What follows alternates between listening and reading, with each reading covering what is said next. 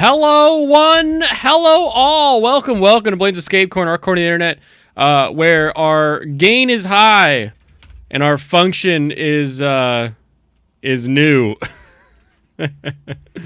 Welcome, everyone. Wow, I am booming now. I'm blowing out my own eardrums. This is ridiculous. Yeah, see, the secret, Jemmy, is I set the time for later. When I look at what I'm doing, and I'm like, hey, you know what? It's time to set up my my links. What if I just made it not now? What if I did that?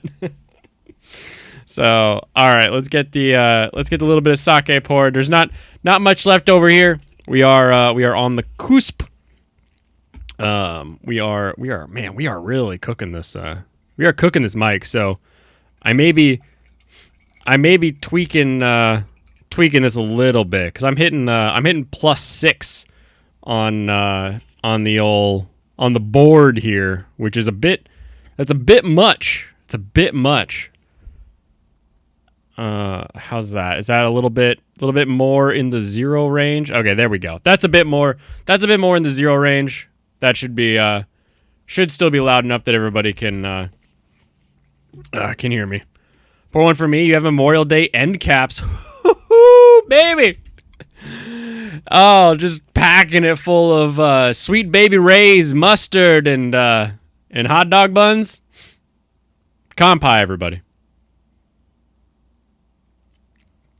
That is true. You will not need eardrums in the shadow of the Erd Tree. I am so stoked. FYI, I am on media blackout when it comes to Shadow of the Erd Tree. I am trying to avoid spoilers like they are the plague. I will be excited to play it no matter what. However, I do want to be a little bit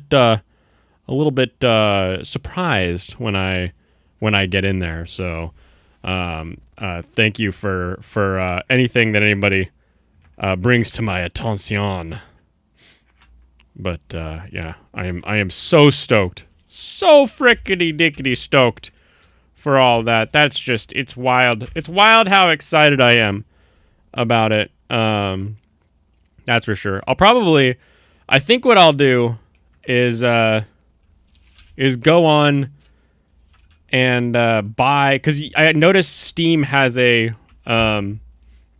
SKU already for the Shadow of the Erd Tree, like a deluxe edition, and I might just pick that up now so that I can do my playthrough, build my character for the stream play of that, because it like I've said, I played it on PS5. I really liked it on PS5. That's where all my friends played it. We got our characters all set up to go like directly into DLC, so I'm a little excited for that. But also, we've all switched over to playing on the PC now, so I think we may end up actually just full on jumping ship and just replaying it, basically speed running it, if you will, to get us to DLC as quickly as possible.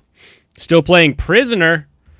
Prisoner's a nice class. That's a good class if you want to be faith build, I believe, right? I think Prisoner's a good faith starting class. It's Prisoner and Adjudicator.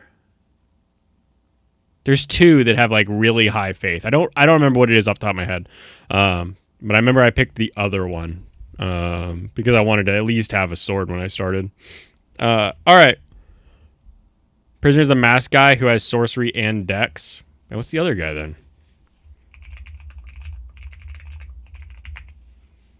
then? Starting classes, Elden Ring. Confessor. That was it. Confessor has the 14 faith. So it's not as much faith as the prophet, as it says on the wiki, apparently. Apparently the prisoner is known as the prophet. So a little less faith, but you get to start with a nice sword. So that was my way to go. Adjudicator. Adjudicator. I popped into the kill stream. I saw it on X, and I listened for a minute, that is a wild show. I don't know how people listen to that. Honestly, it's Mr. Medicare has always been kind of an ass, kind of a d bag at the end of the day. Another one. Another one.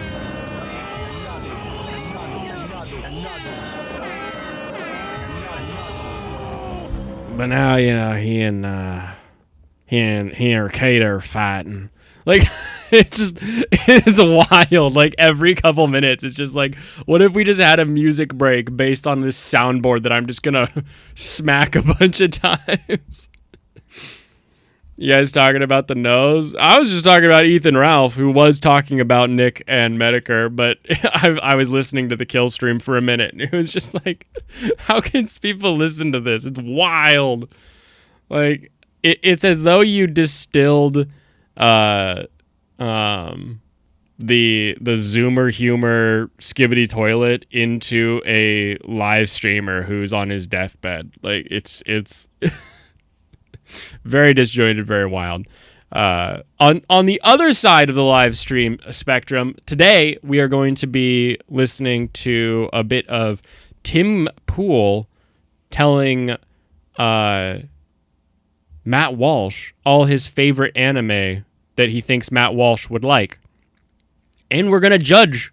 We're going to judge Tim based on his anime suggestions. We're going to say, yeah, it's a good idea. I think someone like Matt Walsh might like it, and I think it's a good anime. That's a solid recommendation. We're going to make our own suggestions, I'm sure, and then we will also ridicule Pim Tool for reasons that will be self-apparent as we watch the video. So we'll get into that as well. And I figured on the Gundam list, because I don't want to be streaming this all night.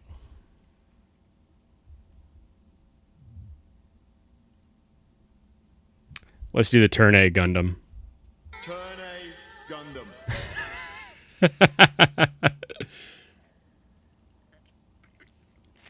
Also, anime reviews. Kaiju number 8, still great. I think I'm still interested to see how our main guy is going to use his transformative powers in a way that he can fight with everybody. I think that'll be fun to see how they pull that off. Because so far, anytime that he's like actually going against kaiju, he's just sort of he's still using his little pistol because that's all he can really hold. Yeah, you like my armpit hairs? Yeah, you like that? I'm a real man, baby. Never look at ice cream the same again. Oh no. Oh, Boku no Pico. Pico. Anyway.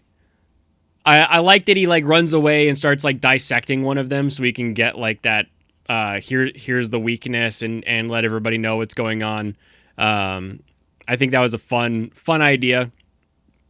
But I'm still interested to see how we mix the power in. Because so far we're getting like the same setup twice. It's like our guy can't fight kaiju, but he can tell other people how to fight kaiju. And even though it was a little different style both times, like one time he already knew what their weaknesses were, and this time he's going in and figuring out what the weakness is. So a little bit of a change, a little bit of a growth there. So I'm okay with it.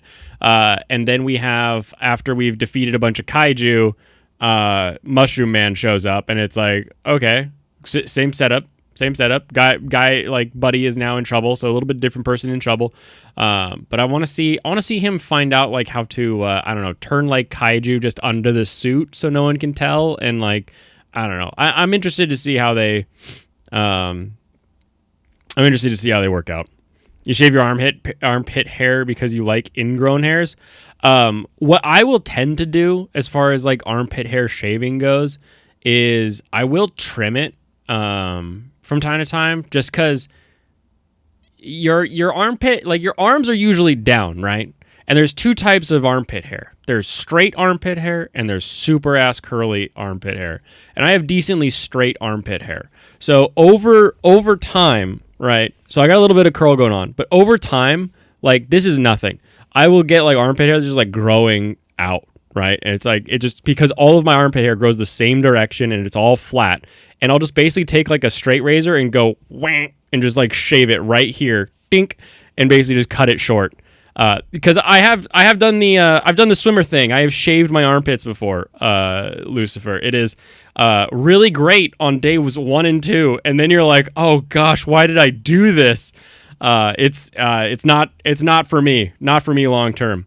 Your body needs hair there for sure. So I don't get rid of the hair, but I do trim it back from time to time because you should groom. But if my unkempt cheek hair is anything, and my growing neck beard is anything to go by, then you know that I don't take care of it as often as other people.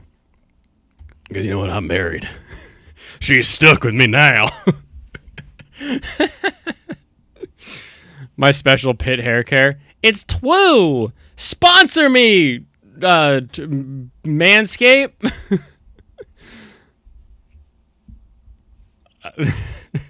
I think it's funny that Manscaped is like, our thing is waterproof. And like, who is in the shower with an electric razor? Like, those things do this. Like, you kind of need the drier hair to cut well. Like, it just seems like it's nice that you could do it, but I don't know who is doing that. Ugh. So you didn't see it before. Sounds like a short video, did you? A video for you about GameCube game Odama. Odama?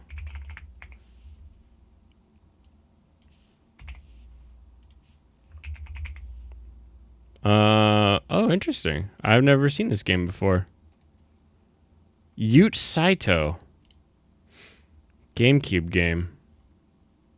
Tactical wargaming with pinball. That explains the Dama. Damn, give me a Lawnmower 5.0 sponsorship ASAP. I will do a live shaving of my pits. If you get me that sponsorship, Manscaped. At least one other person will buy it just because I did that. Because I do that. Trust me, it's real. I'll do the first of the Evangelion Manifesto series, and then we'll get enough subs that I can get that. We can get that sponsorship. Guys wanting to be girls. What? I don't think it's about wanting to be a girl. I think you just want to be clean sometimes. You just want to be like smooth and nice. Maybe a hairy subscription. That's what we could go with. You've only watched episodes with AJ. The last Joe Rogan I watched was, I think it was the one with what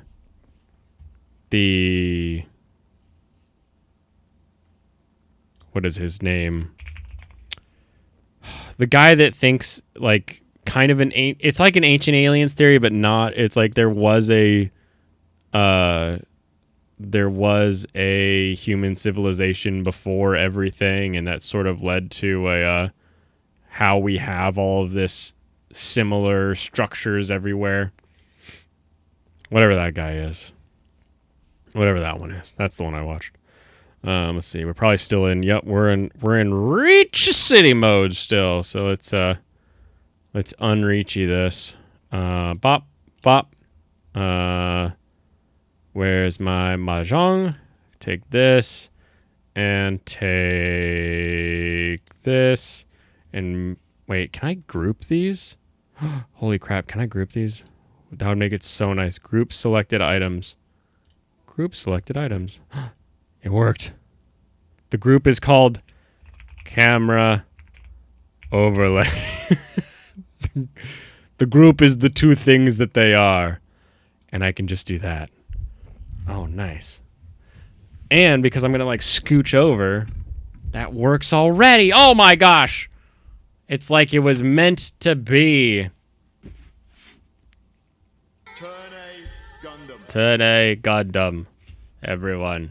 Meet the turn A. And then let's make sure my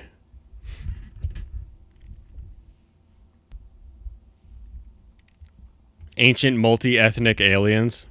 Similar structures because there's so many ways you can stack blocks in the hand tools.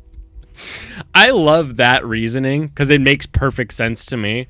But Flint Dibble is an archaeologist who was debating whoever the guy is that has the Netflix special, and his specialty is seed genealogies. And so he looks at the genomes of seeds and sort of the physical structure of seeds and can tell if the area either is farming or is beginning to farm or has stopped farming because of how the seed structure of the plants that we harvest changes based on whether or not we are cultivating it or not, right? Which makes perfect sense. And so you had this guy like very specific, like here is how this works, and we don't see this here. And what is that guy's name? It's not Kent Hovind. Kent Hovind's the other one that's he gives Christians a bad name. What is the Flint Dibble versus Graham Hancock? That's the other guy's name. So Graham Hancock's like only go-to is, well, we haven't looked everywhere. And it's like, well, no shit, Sherlock, but just because you haven't looked everywhere doesn't mean you haven't seen basically everything. Like, how much do you need to see to prove that it's not going to happen, right? It's a wild argument to me. Oh, cool, and I can make this even bigger. That way I can see it too! I want to see it. Oh, excuse me. Let's see, because if my hands are coming in from this side, I want the man, the myth, the legend on the other side. And actually, in case I get a guest, I'll move it up here. Well, Tim cast right below me. That way, when I cut the video, it'll work even better. Flint guy came off a bit snobby at times.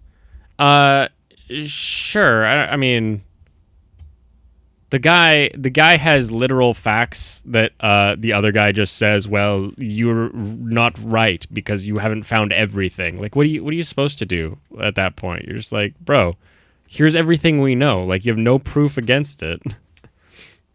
Turn A Gundam. But you got the A to turn upside down. You did it, DJ. Guy named Flint became an archaeologist. The universe is pretty funny sometimes. Actually, it's a little less universal than you think. So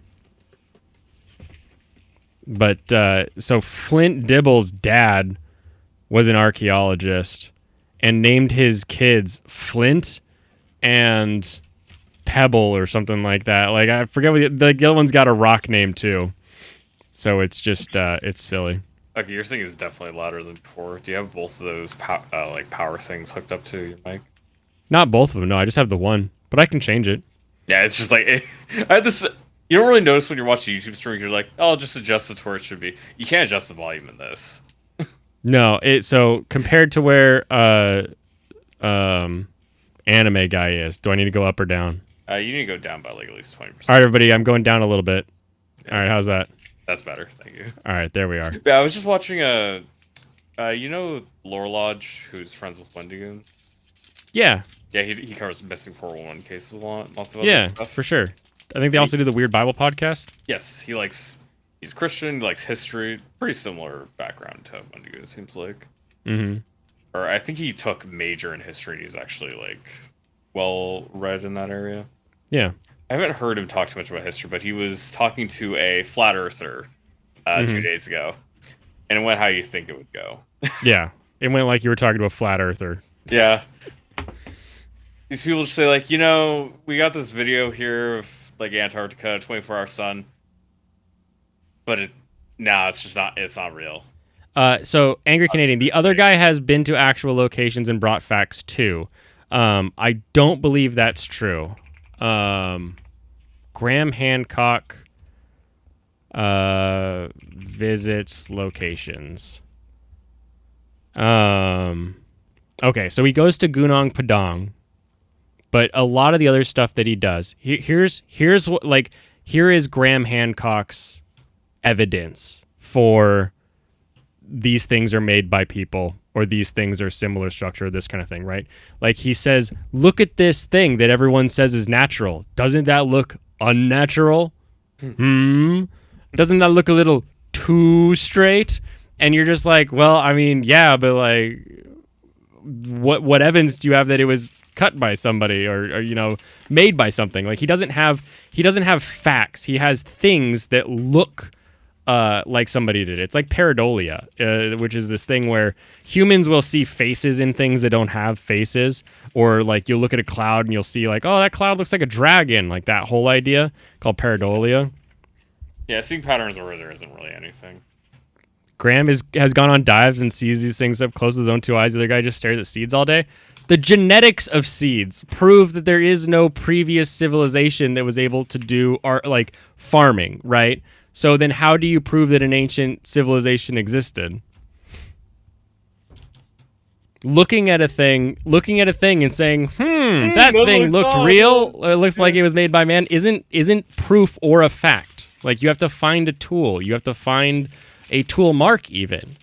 You have to see something that would physically be there. You can't just say, oh, look, this thing looks like a thing. You have to say, no, this is a thing. This is how it works, right? When you have genetic data of seeds found all over the world, that evidence, to me, gives you a lot more proof that there is no farming industry. So you would need a huge amount of time from when this theoretical civilization existed to when we started farming. He's just pulling assumptions out of his ass.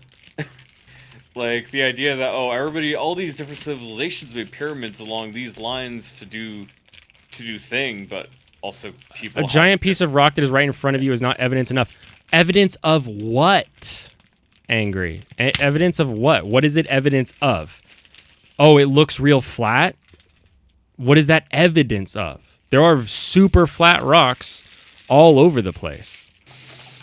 Like, it's not a thing that, like, just, oh, that means that people made a thing.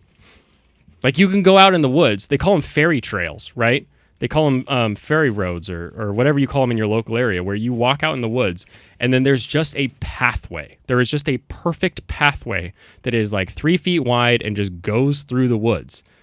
And there is no proof that a person made it, because these things just happen, because animals walk in an area, because rocks flow in an area, because there used to be a stream in an area. There's all kinds of reasons that will create these sort of fairy roads in forests, and that is not proof of people doing it.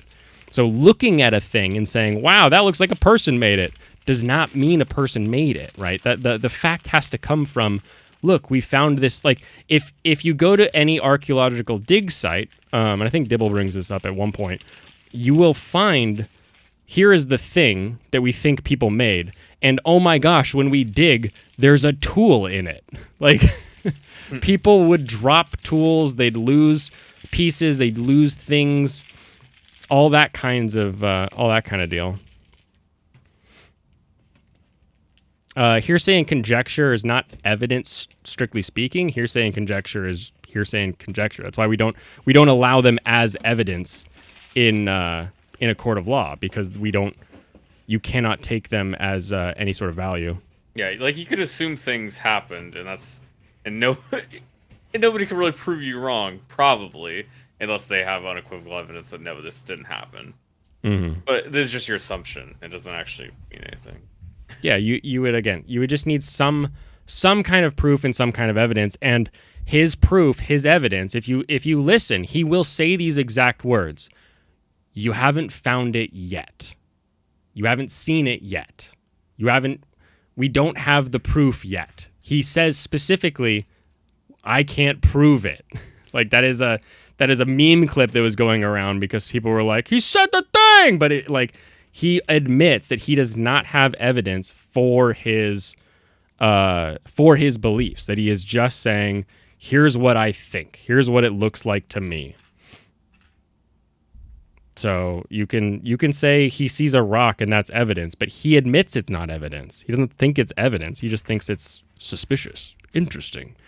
Why isn't that unique? He thinks A link leads to B, but there isn't really a link between the two at all. Yeah, it's again, he could find something. You know, there could be some wild discovery where we find like a giant he might find something. He doesn't ever do it, but he might. What about the LiDAR research he has done in various parts of the world where they have found ancient structures deep in the Amazon or underground in Indonesia? Define structure. Also, yeah, do you want to talk about stuff underground? Do you remember how in Canada there was the burial grounds underneath, like, the native schools? You remember that? Yeah, I remember that. All of that was bullshit, and there was literally 0 bodies found when they dug them up? Yep. Because just because you look and you see with some sort of like ultrasound or LiDAR or anything that's going to see through the ground or even through the water, this will happen as well, does not give you proof that somebody built a thing and that it's buried in that area.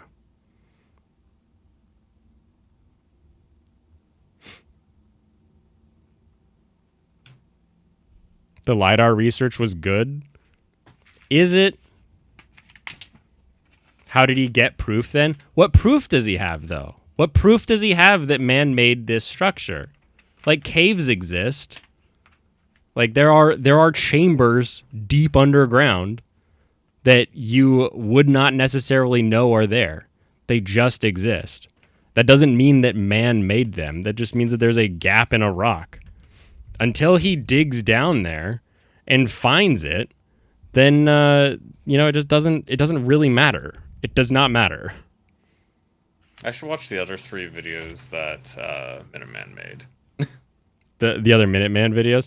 The Minuteman videos are pretty funny as far as like just sort of like taking the piss. Yeah. There's somebody else. There was someone who did one that was like so Incredibly structured. thorough. I was like, wow. If I wasn't interested in this specific topic, I'm pretty sure everything with the Minuteman's videos is logical deduction, in the fact that there's a lot of jokes. There's a lot of jokes involved where it's just a lot of taking the piss. LiDAR research revealed massive structures that are specific in shape, and they cross-reference with other historical docs pointing towards man-made structures. How do you explain the pyramids then, lol, just random structures erected from nothing? What do you mean, how do you explain the pyramids? It depends on which pyramids you're talking about, because there are pyramids, quote, there are stacks of rocks and structures built by humans across the world. The Egyptian pyramids, the Aztec pyramids, we build with stone and can only build so high because of the structural reasoning of rock. Also, again, other historical documents that said there was a structure there. What documents? Here, let me find his LiDAR research. Let's find his LiDAR research. You believe in aliens because of the History Channel. I believe in aliens to piss off Neil deGrasse Tyson. We are not the same. The Egyptian pyramids? What do you mean? What about the Egyptian pyramids? They're just big rock structures. What are you talking about? Yeah, like, wait. What are you talking about, the Egyptian pyramids? How does this connect to Graham Hancock being correct about anything he's talking about?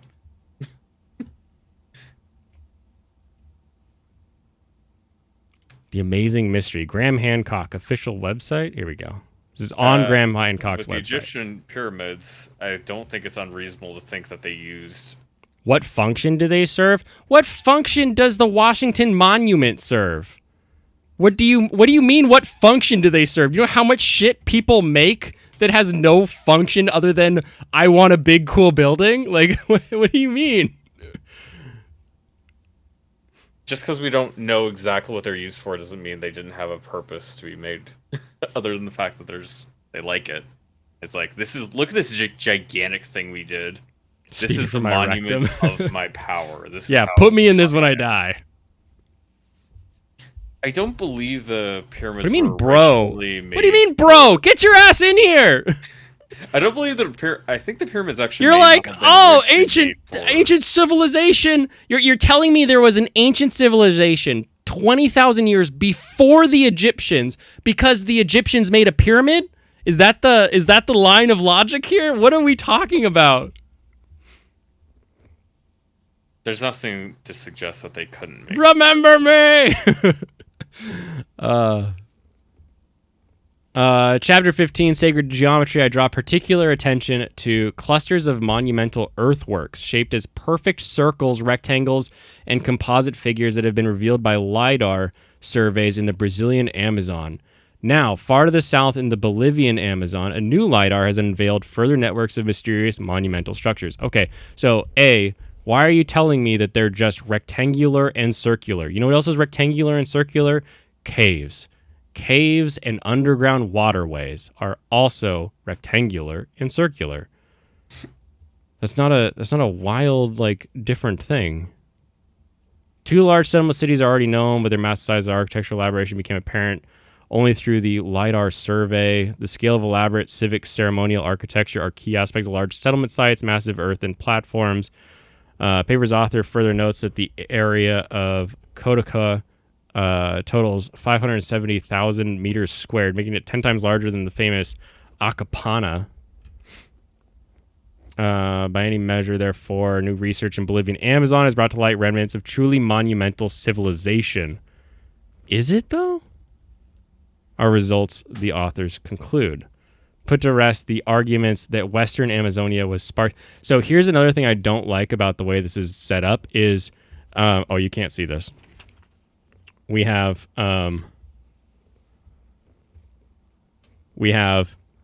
words. Sorry, that's not the words. So we have words, then we have a chunk of a quote. Then we have words, chunk of a quote. Words, chunk of a quote.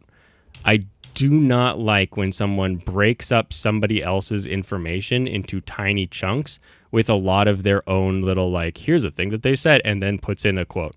I need to read this original thing to understand what they were saying in its full context. I don't know which of these came first, and I don't know what's missing from one or the other.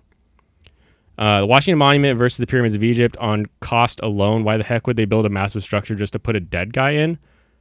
Why did we build the Washington Monument, though? Theory being the pyramids were a capacitor internally composed of granite while covered in limestone. Due to the dielectric properties of limestone, it was able to hold a charge. The gold capstone was used for discharging it. DJ has...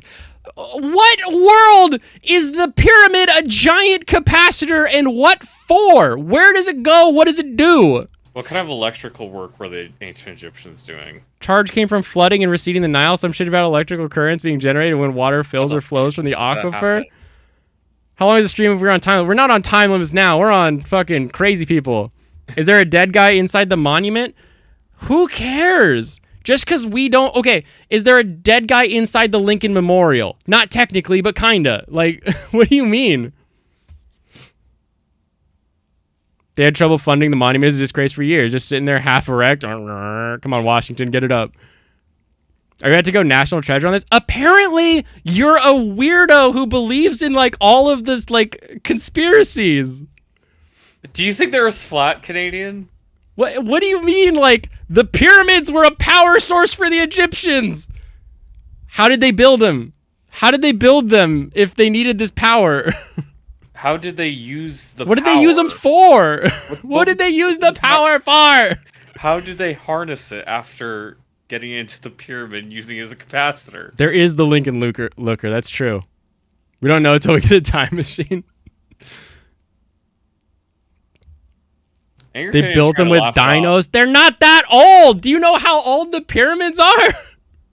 I think Anger Canadian is just lying. He's got to be playing. He's got to be playing with me right now. America Before Me is largely a terra incognita. Wider problem in the Amazon, for example, sea level rose 120 meters when the ice age came to an end, and the resulting 27 million square meters of land that was above water at the last glacial maximum 21,000 years ago is underwater today. Those submerged continental shelves were prime seafront real estate during the ice age, yet only a few tiny slivers of them have ever been subject to any kind of marine archaeological investigation. Again, this is because, like the Amazon, access requires special preparations, equipment, and transportation. Okay. I'll say nothing about Antarctica with its 14 million square kilometers entirely virgin to the archaeologist Spade. The almost Nobody can live universal in agreement that Antarctica, humans I could never have guarantee lived you. there in the past might not be correct, but we'll never know for sure unless we look. I Do we not guarantee you dig in Antarctica? I thought we took core samples all the the time. entire time that humans have been around, past millions of years, I don't believe that we could live on Antarctica.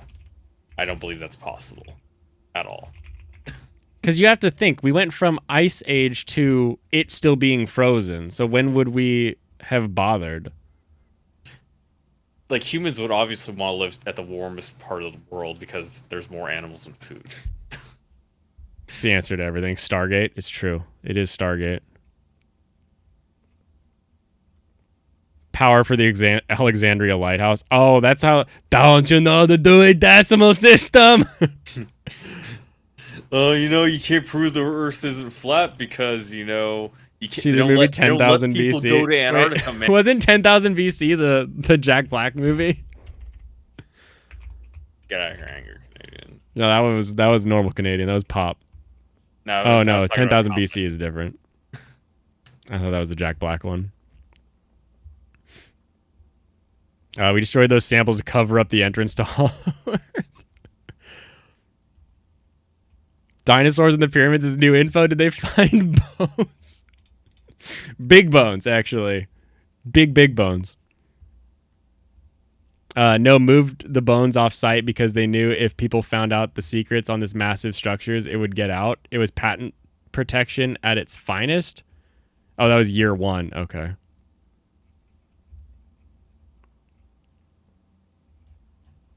Wait, hold on. Is Dino Bones in Pyramid? Is this a real one?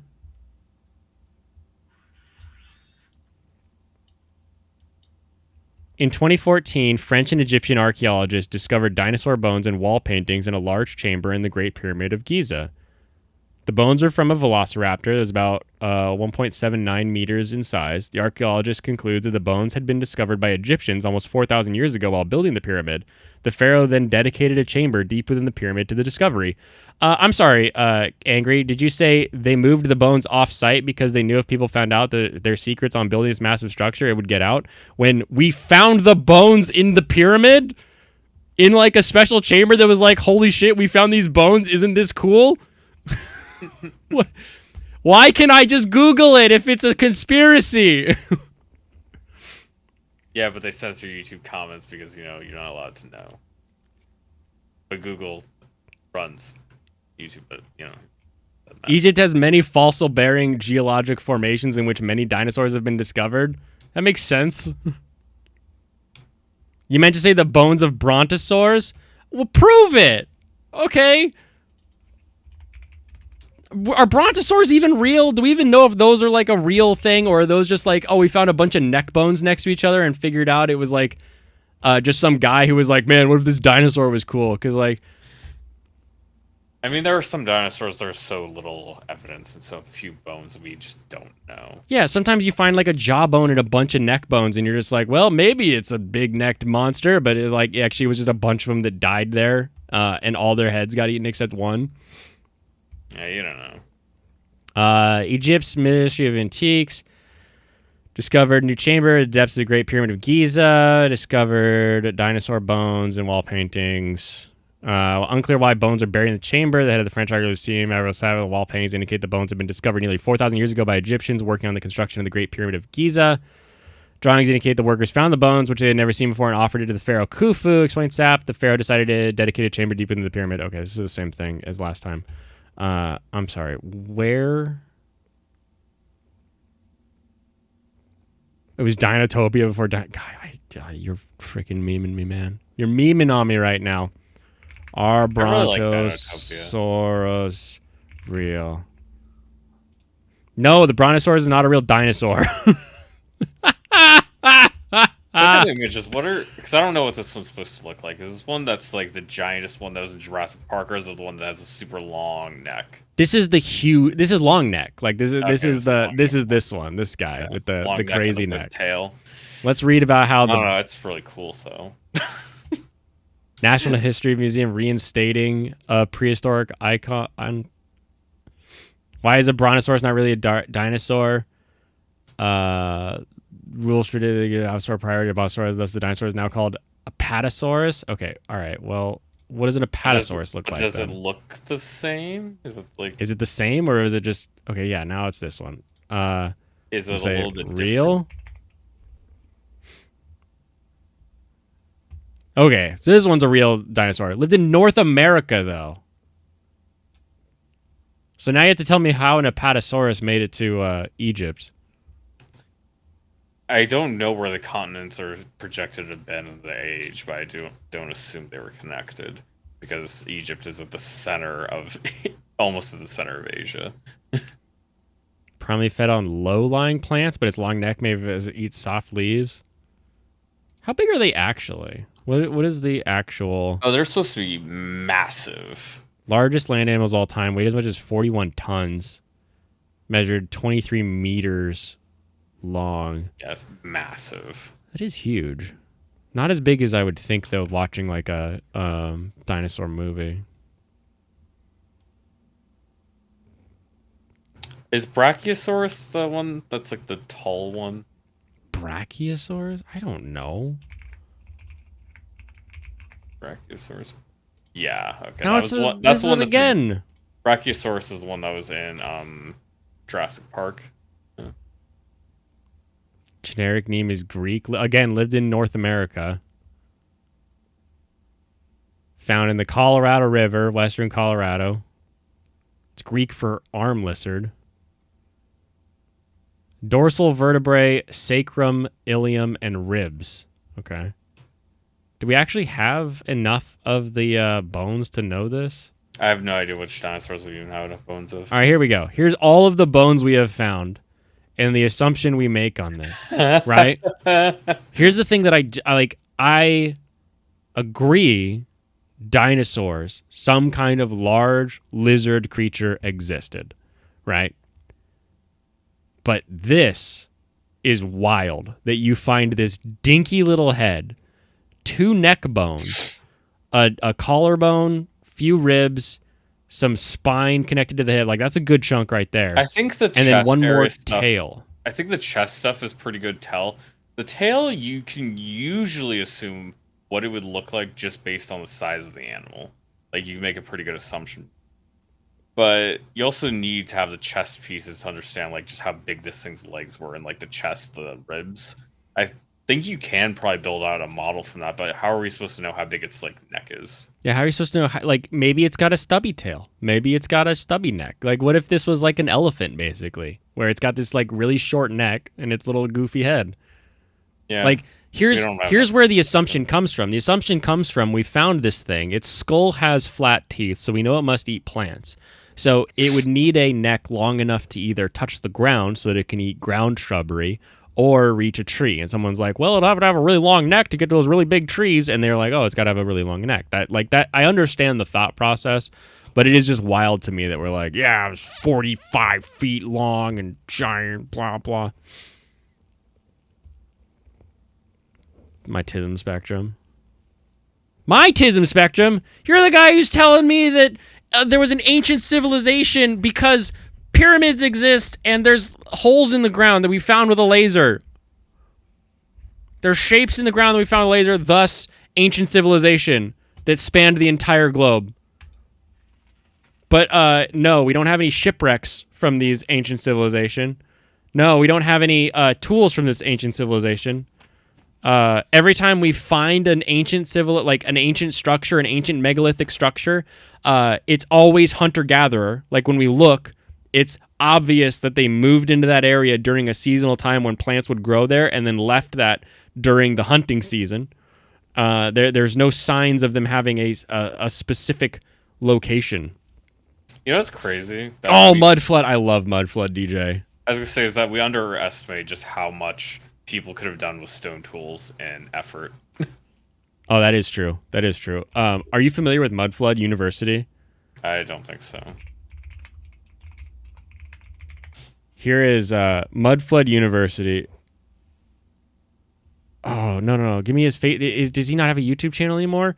Oh, no, they're trying to shut him down. They're trying to stop the truth from getting out. Please let this still exist. Oh, it's Mud Fossil University. Okay, my friends. All right, here we go. This guy's one of the best. One of the best. Come back to me. Okay, there we go. Terrence Howard speaks about space. Let's see. Calling out Veritasium. Hard evidence of fossils found on Mars. No room for intimidation or bullies when it comes to the truth. That's 14 minutes. I don't want a 14-minute. Give me a short one, buddy. Come on. Man, I'm so good at this claw game in Yakuza. The claw game in Yakuza? Nice. It's really easy. Because these things just have an inclination to fall down. And some of them are actually pretty easy to get with the claw. Like the axolotl ones. Oh, yeah. You're playing Kiwami, right? Yeah, I'm playing the first one, yeah. Yeah. Okay, my friends. This is. If I remember, the hardest part of the claw game is just getting the prize you want in the machine. Yeah. It takes time for that to actually show up sometimes. Let's find shit inside of compression artifacts on Google Earth.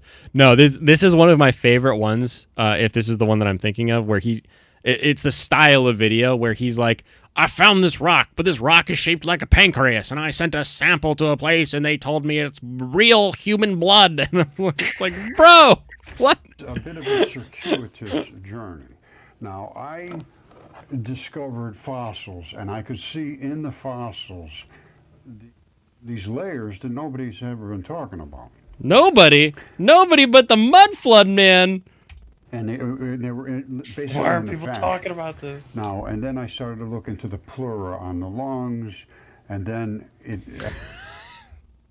I found layers, and I looked at the pleura on the lungs. Actually, you know this guy? Yeah, this guy's great. Pointing with his feather. Newfound organ. In 2018, they published this paper saying it's a newfound organ that covers all of the tissues in the body, and it's one big system, which I agree with that. I have a paper from 2015, basically the same thing. No. So anyway, now that we know there's interstitium, a fluid-filled highway. Okay, so there's a new highway. What does that mean? I started working the deal with it, and it's a system. It's one gigantic system. One big system.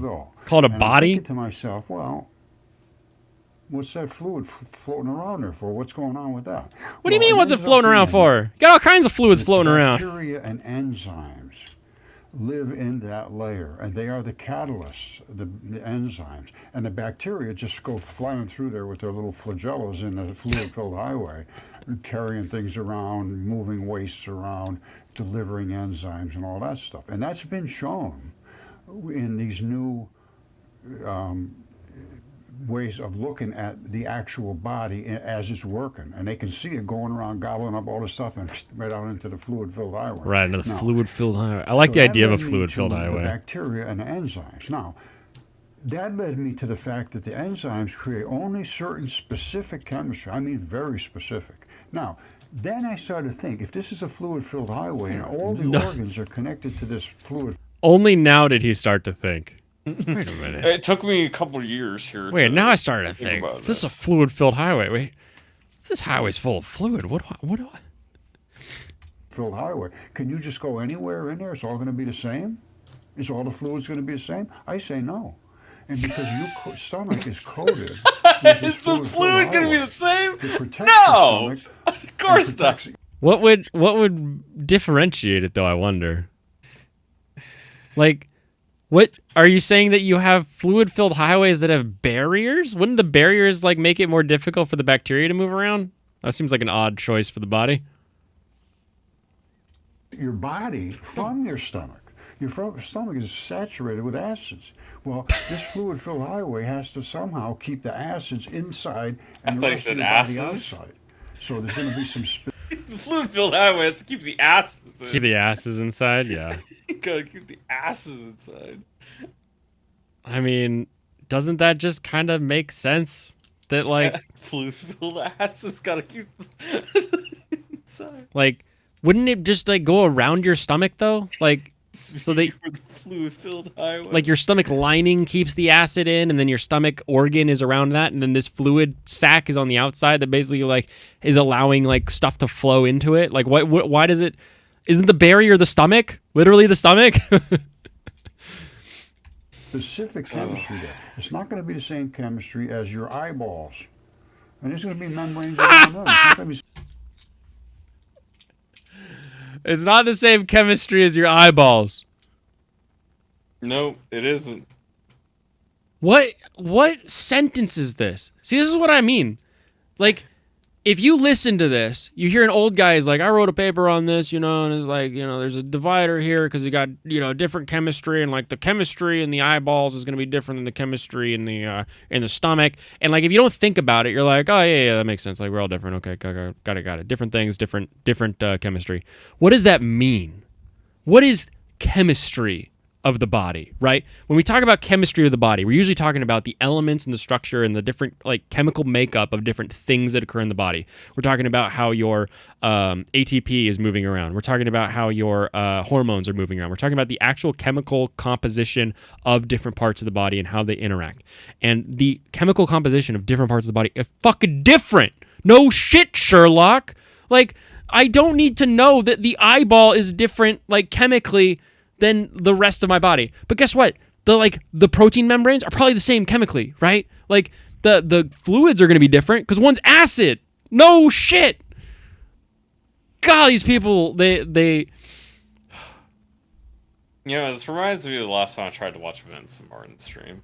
Oh yeah, is that what it reminds you of? I love the idea. I hate the way that they word things sometimes. I love this idea of let's look into this and see if we can figure out if there's some kind of other structure here that isn't what it normally is purported to be. But when that just turns into I'm going to use gibberish to sound like I know what I'm saying, but the only people that are going to believe me are fucking TikTok children and boomers. TikTok children don't have time for this, man. Yeah. Well, he has a TikTok, I think. You have so. some Temple Run. You need to have some Temple Run. Some Temple Run. Should I put on some fruit? Then they'll listen. I'll put on some dancing fruit and some Temple Run. Do the Wendigoon thing. Yeah. Total words out. Now point with the feather again. Here we have the division. Now it's time for the Pim tool. All right, let's get back to anime, everybody. We're talking about anime with Tim Pool and Matt Walsh. See if this is a good audio level. Uh-oh. Questionable content says, now that he's here again, I better hear Tim talk anime with Matt. I know he would love Attack on Titan's take on racial politics. Yeah, I'm sure he would. I died when I heard the super chat, and I'm so glad that Tim read this chat specifically. Obviously, we're talking to Matt Walsh, famous sarcastic anti-anime. I want to use the grifter term, but he's just so sarcastic so much of the time that you really can't pin him down as being specifically a grifter. I think he just is he thinks his sarcastic humor is funnier than it is. But the idea that Matt Walsh would love Attack on Titan because of the racial politics. For those unaware, Attack on Titan is as though the Jews suddenly became the Nazis. It is pretty hilarious. You'd rather listen to any other two people talk about anime than these two? Oh, don't worry. It gets okay. We got Phil LeBon in there, right? Phil LeBont. We got some based Labonte. What is his what did Destiny call him? The something hold on. He has a funny name. Yeah, I think he made it his Twitter handle, right? Oh, he got rid of it. Dang it. I did forget about whatever he said, but What was that? Yeah, cuz Destiny like screamed it at him and it was really funny. Talent terrorist. Thank you. Talent terrorist Phil LeBon. Oh, he's here to terrorize some of the talent today. Yeah. So what's your view on anime that it comes up all the time? Yeah. Infamously, I once declared that anime is satanic. And everyone knows that everything I say is 100% serious. I never deploy any sarcasm whatsoever. So clearly, I meant that quite literally. What's the percent then? If you didn't mean 100. Thank you. Thank you. Anime fan. I forget this chick's name. It's. Oh my gosh! I just heard it. I was literally listening to this today. What is her name? Not Emily. Hannah. Right? Is this Hannah? I don't actually know. I don't watch. She's a writer for Timcast. I think her name is Hannah. Yeah, Hannah. Thank you, Lucy. Hannah, the true weeb. Hannah, let's talk on the cast, on the real cast, the Escape cast. We can talk about all the anime that you can't talk about with Tim. That'd be fun. What, 95% satanic? Yeah. Yeah, it's at least 75% satanic. But there's See, he's come down. He was like 100%, 95%, 75%. What's the point in saying any percent when you're like, oh, I mean, it's a joke. So I'll keep lowering it because I don't want to make people mad, I guess, now that I'm on like a live I realize stream. how many of the Daily Wire subscribers are Satanists, so I kind of gotta start appealing to that demographic now. Yeah, I mean, I thought the Satanism was a joke, but turns out I gotta really back this one up. Turns out the Jews really like Satanism. I didn't know that. Yep, I was uninformed. My Jewish leaders are really into that Satanism, and I thought it was just a blood libel. I didn't realize there was more to it. Oh man, yeah, no, Hannah's great. I think Hannah has a line later too where I'm like, oh, I know you know more than you're talking about. There's the 25% that isn't. I don't know. Yeah. Look, I did actually sit and watch an anime. It was the One Punch Man. Oh yeah. Yeah. I love how happy Tim is at the idea of One Punch Man. He's like, yeah, like because Tim watches One Punch Man as someone who probably watched Dragon Ball Z, maybe Naruto. He's of that era, right? So like he would have seen some of these other shonen, so he gets what it's being a parody of. And in his brain, he's just thinking like, oh yeah, it's a good anime. I like that anime. I'm glad you watched the good one.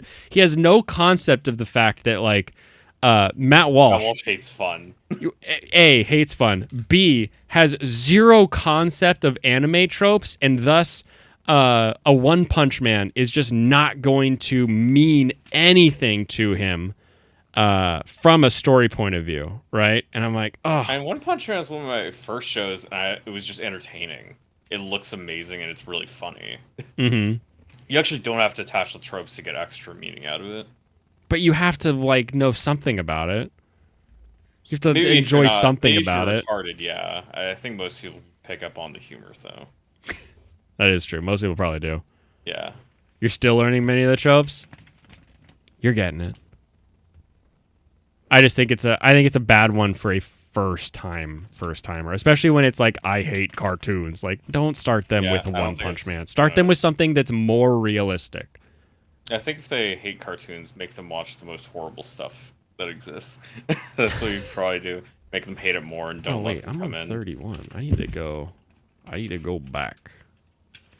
I feel like the beginner course here and the we go. baseball thing is actually harder than the other ones because you can't get more than 100 points per hit.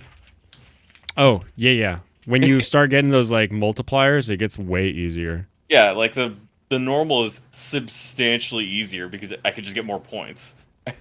If I miss 3, I can't get the 2,000 points for this one. It's like An actual baby Noda, like a true child, I would pick whatever the like good shonen is of today, and I would go with that. Give him Demon Slayer. That'll.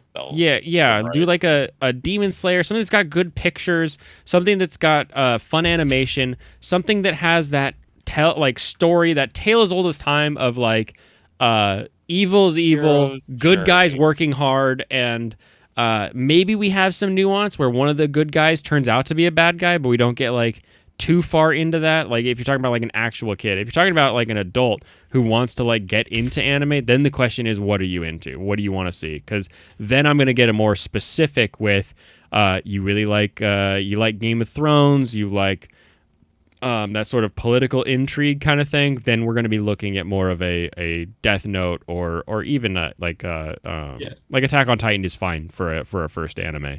For an actual child, My Hero Academia would probably be pretty good. Someone who hates anime like Matt Walsh. I would just have to. I don't think there is an answer for Matt Walsh based on what he says later If in you this. if you go in just hating something, you're just not going to enjoy. Like, Yeah, he has a I don't know what you very really specific response coming up where I'm like, well, this is a waste of time. Don't bother even talking to him about anime. But if someone like Matt Walsh said, I want to get into this, the first thing we do is figure out what they do like. What do they watch? What do they enjoy? And then go from there. yeah, Matt Walsh just hates animation. He hates everything about anime. He wants to hate it, so he's not going to just be convinced by watching something good. Yeah, it doesn't matter how good it is. Doesn't matter how, even if it's like exact. Like let's say Matt Walsh, his favorite thing in the world is CSI, and we pick a crime scene or a detective style anime and give it probably to like him. Right, Lupin he's the still Third a going to lot. hate it because he hates just the concept of anime. What are you talking about? This is like the thing I watch for worse. Why is this animation? Why is it animated? Why do they do this? I'm just not convinced. It's just like overacted. It's for children. People actually watch this. That's a good one. It's silly. It's fun though. It's silly. It's fun though. And look at this face he gets. That is a face that says, "I don't do silly or fun. I only do sarcastic if Ron anger." Swanson was a less fun person that actually existed. From Adventure Time? No, Ron Swanson from. Oh, Parks and Ron Rec. Swanson. I thought you said Bronson. Ron- Imagine if Ron Swanson was less fun. Was just a dick. Yeah. That's his entire persona. And he can't abandon it now because that's what his audience needs to hear from him. He can't ever enjoy anime because as soon as he does, he'll lose like half his audience. Maybe that's why they made Mr. Bircham. They wanted to make more Matt Walsh. That's the only way. I think they talk about it in this too. Like the only way that he can voice act is if it is literally him. None of these Chinese cartoons are better than Magnum PI. Man, I love Magnum PI. It was such a nice, good old show. Alexa, turn off timer. You're going over. What do you mean hours. there's no timer set? You just told me a timer was going off. I hate this thing sometimes. It is gaslighting you. It is literally gaslighting me. It's like, the timer's going off. I was turn off the timer. There is no timer. What? The howl is, Mr. it's Bitch, taking, it's come. going to start singing Daisy Daisy pretty soon. Yeah, it's just. I think they wanted you to watch the serious ones. Yeah, like Attack on Titan. You'd actually really enjoy. I hated a Attack on serious Titan. cartoon. So Who is this tiny blonde girl? A serious cartoon. whose daughter did like got on the set? Like it's why I don't know who this person is. I've seen them a couple times, but usually they're on You mean like a tiny Watch girl. an anime. Wait for it. I it was the One Punch Man. oh yeah, Yeah. That's a good one. It's silly. It's fun though. Yeah, it's just. I think they wanted you to watch the. Yeah, the tiny girl. this one. I Like, love who- her. She's great. Is she? I think she's funny. Who is she? I don't know who she is. I feel like just- every time I wherever see she- her like introduce herself, it's then two people on like the culture war who just start yelling at each other, and you never get to see her say anything. She's just I a also child like in the corner. Yeah, I like seeing small people. It's very funny. Especially because they're clearly smaller than me, you know? It makes me feel superior. Have a good night, Pop. She's part of Pop Culture Streams. Serious cartoonists are going to tell you those silly live action shows. Oh, it's that albino chick? Yeah. That's the editor, the main editor in chief of Tim Pool's thing. Forgot her name. She's on the Culture War show midday. Yeah, that's where I'm used to seeing her from. But it's like I feel like every time she's on Culture War, it's like she just exists in the corner. Like, just keep playing with your iPad. It's okay. Got screen time today, please. Serious ones. Yeah, like Attack on Titan. You'd actually really enjoy. I hated A Attack on serious Titan. cartoon. What? Like, I hate Attack on Titan. Serious Why? cartoon. Why did you hate Attack on Titan? I'm actually just not like balanced that much. Attack on Titan, like, it's definitely not groundbreaking. It's not like a lot of people when it first came out were like, oh, this anime actually kills people, and I'm like, bro, I've been watching anime for decades that has killed people. I don't see what that makes this any different. And you watch it and you're like, oh, it's kind of a fun, interesting story. It's kind of unique, I like it. It's not changing the face of anime or anything, I don't think, but it is definitely one that's worth watching. Saying like you hate it, and then I don't think she ever follows up. I don't think she ever says why she hates it. I'm like, why do you hate it? And I also like this face right now, like Matt Walsh. He's like, you hated it, and I'm supposed to watch it. Real convincing, anime people. Was your first anime, I think, when I returned in 2020 was Amazing People Died. literally the only thing I ever heard people say about Attack on Titan. People die! It's true. People do die in it. Like, if that's a thing that you need to have in order to make media good, then like that is the show to do it. For sure. Mm-hmm. Tiny Woman likes magical girls. I only watch the most degenerate hentai. I was gonna say, yeah, I know what she watched.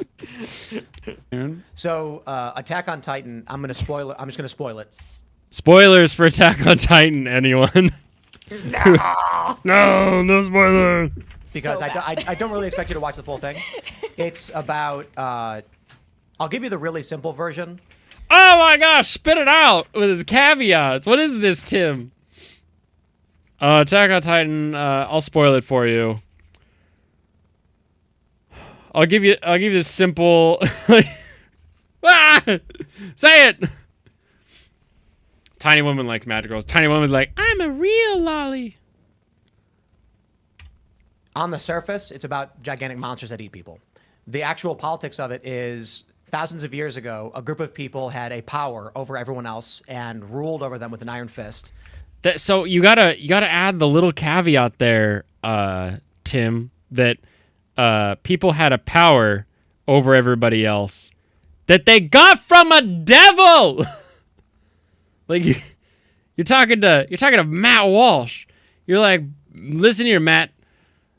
Demons are real in this show, and a demon gave these people power, and now those demons wield that power against other people. Like you gotta sell him on it.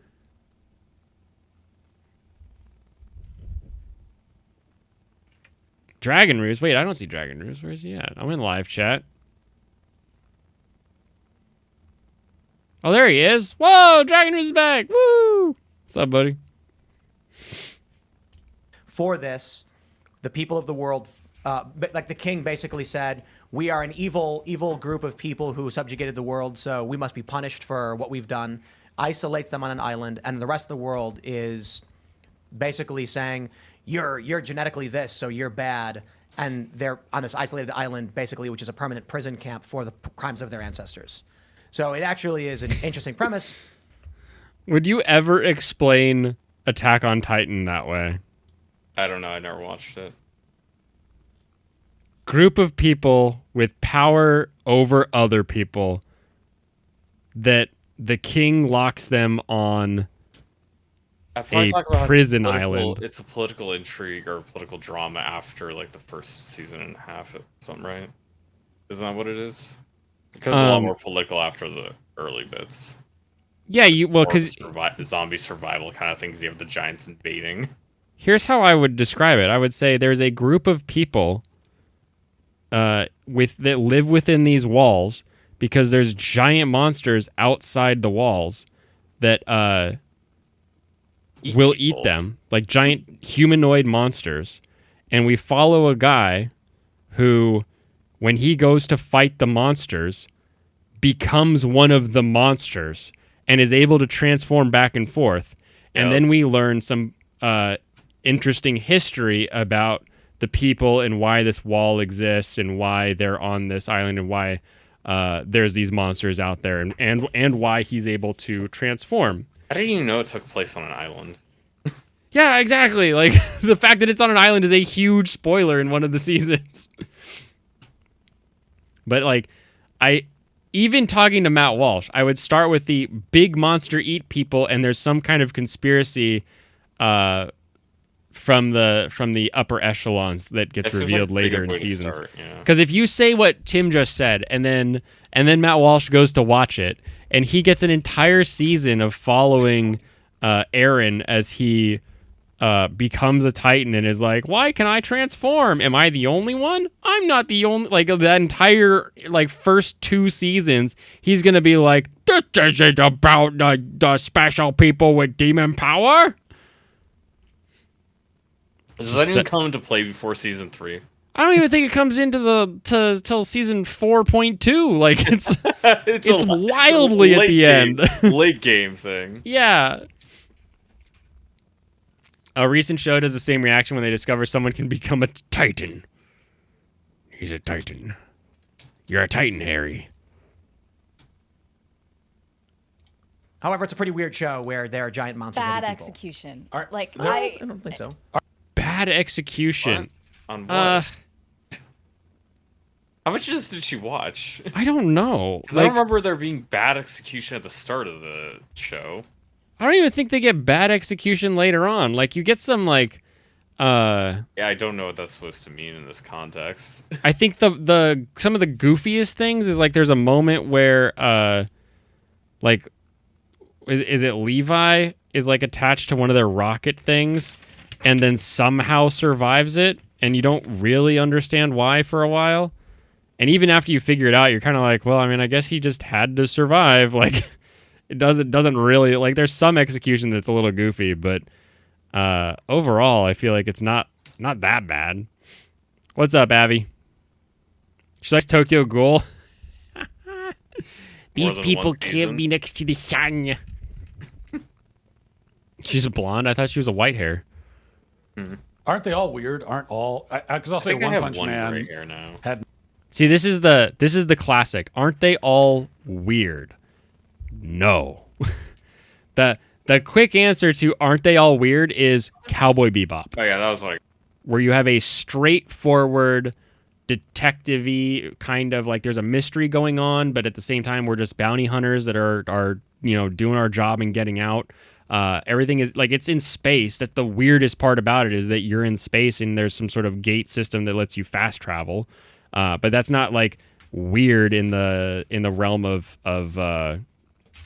media. Like it's a pretty standard trope, I would say.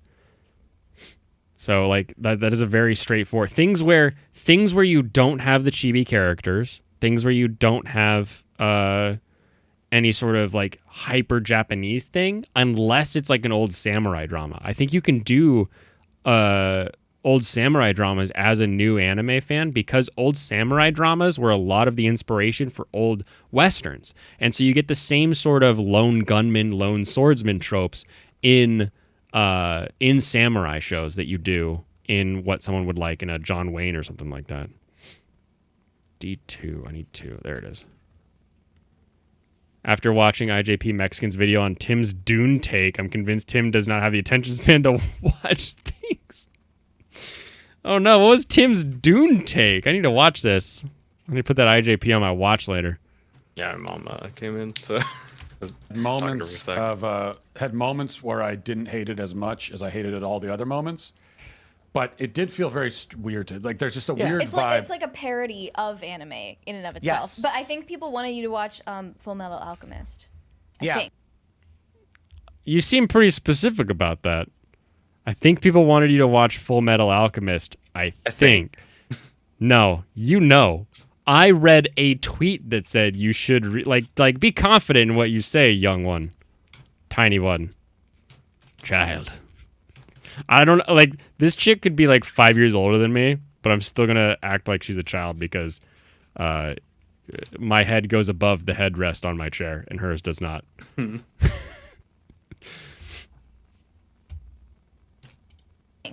Well, I'm just relaying information, but don't watch Attack on Titan. It was horrible. I was forced to watch it. What's the best anime of all time? Sailor Moon. I'm kidding. Best anime of all time is obviously Full Metal Alchemist Brotherhood. Like, people can vote for other shows all they want, but Full Metal Alchemist Brotherhood is consistently best anime of all time. Like, it's got a classic story about family, brothers, the consequences of our actions. Like, everything about it is universal while also introducing people to some of those chibi, some of those anime type tropes that are more specific to the genre. So it's a very, very good anime for people who like anime and for people who don't like anime. For someone like Matt Walsh, I would go to Cowboy Bebop. I would go to maybe Death Note. All right. Yeah, I think that's generally correct. Because I think Full Metal Alchemist is just a really good story that, if you actually care about being entertained, most people. Yeah, it's one of those things where it's like, it's sort of a meme that it's like the top anime, because anytime another anime gets rated above it, there's always like the brigadiers that'll come in and like make it the top anime again. And I think most of that is memey, but at the same time, like there's a reason that it's on top. It is not on top because someone was like, "Oh, this would be a funny joke. It'd be a funny meme." No, it really is good.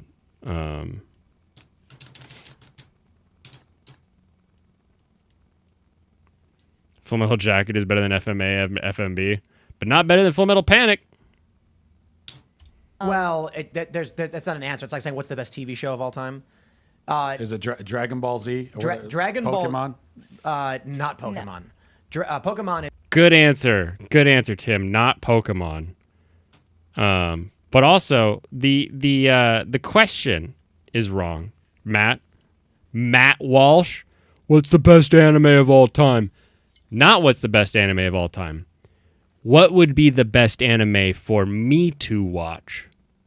Is the question you should ask, because nobody cares what the top anime of all time is. Nobody. I don't care who you are, and I don't care if Full Metal Alchemist Brotherhood is your favorite anime. If Full Metal Alchemist Brotherhood is your favorite anime, you actually don't care that it's the number one anime in the world, because you actually just like it. You just enjoy it. You don't need it to be number one for it to be on the top list. So the real question you should be asking, Matt Walsh, if you really cared about watching good anime, would be, what is the best anime for me? Based on me, you know me a little bit, Tim. What would you recommend that I watch as an anime that I would actually enjoy? That's the question. That's what we have to figure out. Matt Walsh doesn't even watch like anything. He doesn't watch his own stuff. We find out like it's a wrong question. You should ask the question I asked. What anime would I enjoy? Because just saying this is the anime that most people like has no bearing on whether or not you're going to like it. That is just a fact of the internet. And that's not like you're being contrarian. That's not like you're just saying like, oh, I don't like things that other people like. That's just a fact. That like what is the best movie ever made? Like Tim's gonna ask like, what's the best TV show ever? Which is, he's close to like why that's a stupid question. Because obviously some people like their CSIs and other people like their Big Brothers. But like, that doesn't make one inherently better than the other. From too a much status different point. possible things you can do with medium to say just one is the best. Yeah, exactly. It doesn't really And make again, any it being sense. best doesn't mean that you enjoy it. There's so many movies that are like on the best movie of all time list where I'm just like, ugh, don't make me watch this again. Please. Like, the reason we can have GOAT sports players is because the definition of like what you need to accomplish is much smaller. There's much smaller range. Put ball in hoop, right? Like, it's very, very specific. Also, statistically, we have who is like the best 3-point shooter of all time. We have statistics They would say, yeah. Is Steph Curry have the highest rate? I don't even know if he has the highest rate, but a Yeah, lot I'm of the people wrong try guy to to say ask, but I like that idea. Yeah. Like you could have a debate about who is the most who's the best like center of all time? who is in the best basketball? player for your Who's the best- team, right? Like just because someone doesn't have all of the points doesn't mean they don't have every assist on your team, right? Like there's other things that you could do, and you could argue like, oh, this person doing this is what makes them better to have on your team than this other person. But when it comes to like who is the best shooter, who is the best I don't know, tackler, who is the best kicker, like all these different positions, like there are answers.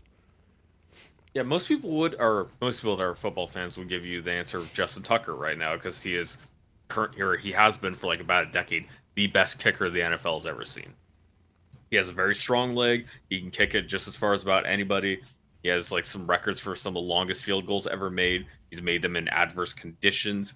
He is one of the most accurate kickers of all time over a long period. Larry Bird, that good old cream filling. Yeah, like sports players is so much easier to try to figure this out than it is like, oh, what's the best movie of all time? Because they do this, this, and this really well. But I don't actually care about crime dramas. It's like, so I guess you're not going to enjoy it. It's like, it doesn't really matter. Yeah, how many times in a season do I say, wow, this is really good anime, I'm dropping it? Like, it just doesn't equate. This is going here? Oh, wow, this is really cute. Cute. Is like the Blue's Clues of anime, right? When you're a little kid, it's like if you like watching dog fights, I guess, for kids. Dragon Ball Z is probably the most popular. There's Lupin the Third, which is one of the most popular, but that's not really as big as in America. I loved this. The second that he said there's Lupin the Third, I was like, I need to watch this with stream. This is the moment where I was like, okay, Tim just said Lupin. I need Fansite to know that Tim likes Lupin enough to have it in his short list of recommendations for somebody who wants to get into anime. And I feel like someone like Matt Walsh could enjoy Lupin. Like they're like maybe one of the more serious ones, like what is the what's her name? Need to watch Lupin. Yeah. Lupin. Lupin the Third. And with But he's also Lupin, French. it's yeah, it is French. That's why the IN sounds like an ON. Lupin. Plus with Lupin, you can watch movies, right? So obviously Cagliostro is the one that a lot of people have seen because it's the one that Miyazaki directed. But I think it's a lot easier to Fujiko Mine, yes, thank you, Fansite and Noda. Fujiko is a really good one that I think someone like Matt Walsh would actually enjoy because it's a movie. He can just sit down and watch one, hour plus thing, and it's mostly like I can't think of anything that gets too wacky when it comes to Lupin, except for like in Cagliostro, right, when they're like in the car yelling and they get like the big heads. That's about the wildest it gets in the animation sphere, which is not that crazy. Redline might be too much for someone like Matt Walsh because it's so heavy into the animation tool set where you're like, oh, how do I let people know this is going fast? What if I just made the world like stretch on forever? I think that gets too far into the wacky world of animation for someone who it's like Wacky Racers. Hates animation, like just openly dislikes animation, and it's like you're wild, and I hate that people draw on paint. When people spend a lot of time drawing things consistently well, that's for children. Like I hate that attitude. Something slower paced considering how droll he is. Oh, I hadn't even thought about it just being straight up slower. I was just thinking about it from a the standpoint of more of a real story. But yeah, maybe something he might like family movies. I don't know. That's why I'm still. I've got my hat in the ring for Cowboy Bebop.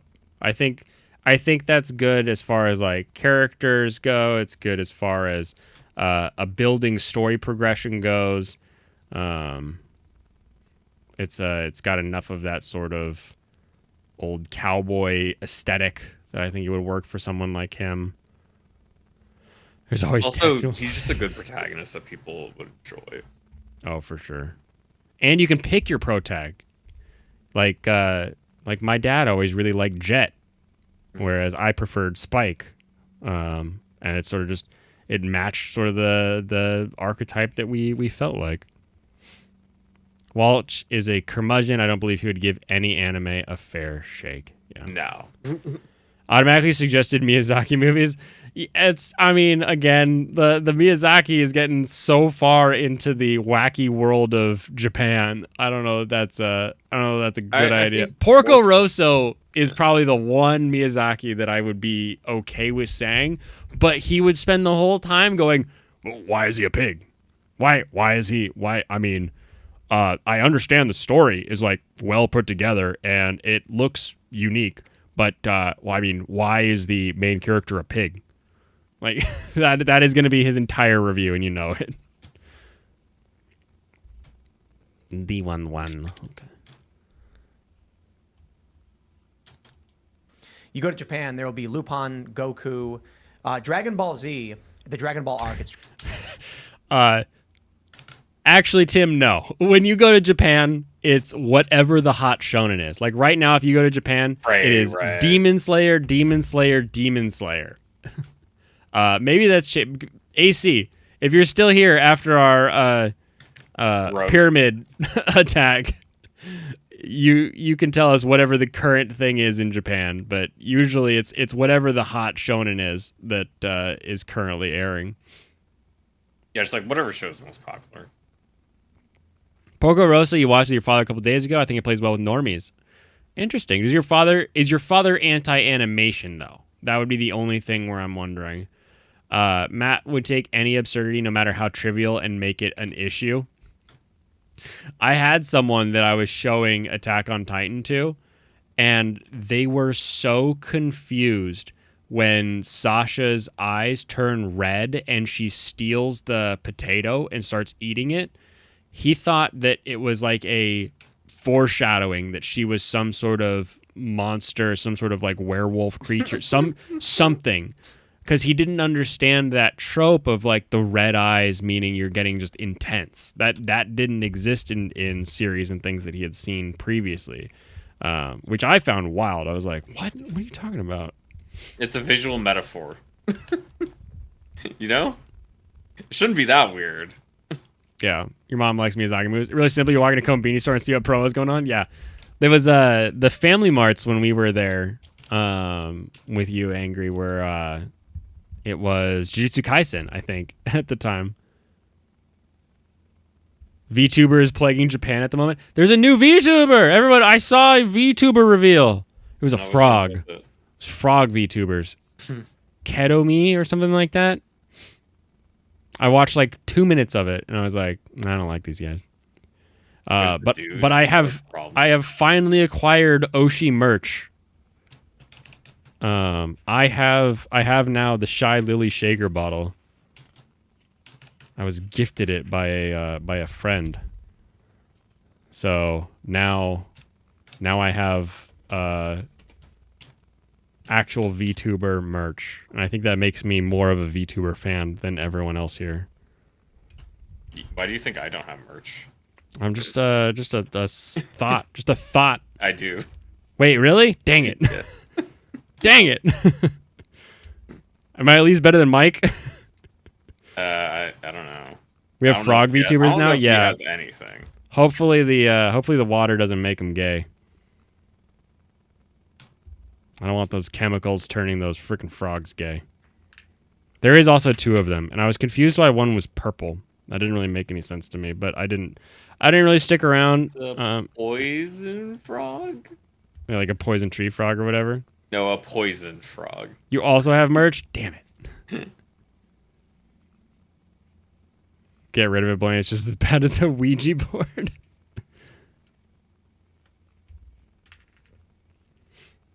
Didn't Mike get that Phase Connect mystery box? Damn it! Oh I yeah, was- he has a bunch of garbage too because he bought the loot boxes. He bought the loot boxes? Yeah, it's random. He bought blind boxes. You never That seems buy like a blind bad boxes. choice. I like buying a blind box. But usually it's like at a very specific store where I already want everything they have, so I don't really care if it's a bunch of the garbage they couldn't sell last time. E1. Oh, that's this one. Okay. Canadian took the Walsh pill. No. Dragon Ball, Dragon Ball Z. There's a bunch of different shows. The thing about Dragon Ball is that it's a Japanese superhero show. It's like saying watch Superman. So, sure, if you like Superman. For adults, for people who are interested in more mature shows, there's Full Metal Alchemist. There's 2 arcs. Good. There's the anime arc and the manga arc. So basically, Tim, you're not an anime fan. You like anime, but you're not a weeb. And we know this because you just said there's 2 arcs, as in the anime and the manga arc. Instead of just saying there's anime and there's manga, and they differ slightly. But then they redid the anime to match the source material. Because, like, Matt Walsh doesn't like anime. You think you can be like, oh, there's a manga for it.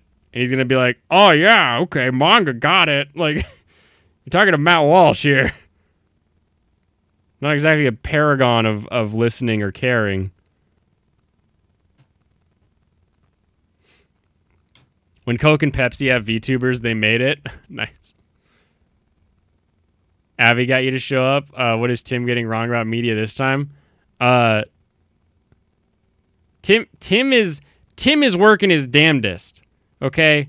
He suddenly found himself on the front lines, but he's an untrained weeb going in against the Matt Walsh kaiju, thinking he can convince him to watch some anime.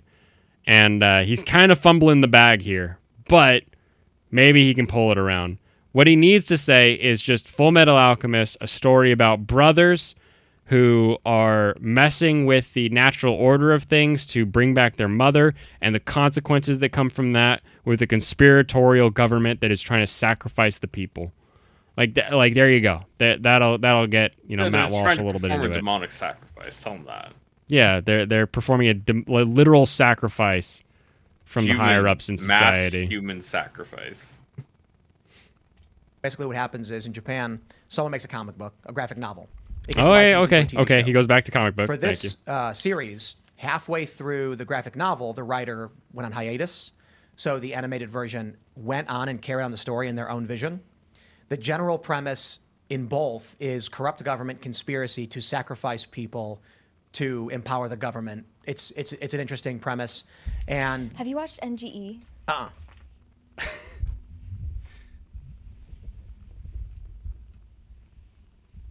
I dropped a piece. 1 second. Okay, number one. The idea that you would explain Full Metal Alchemist Brotherhood in the realm of the government is trying to sacrifice the people to maintain the government's power, when that's like, I mean, kinda like there is a sacrifice is by the super powerful guy.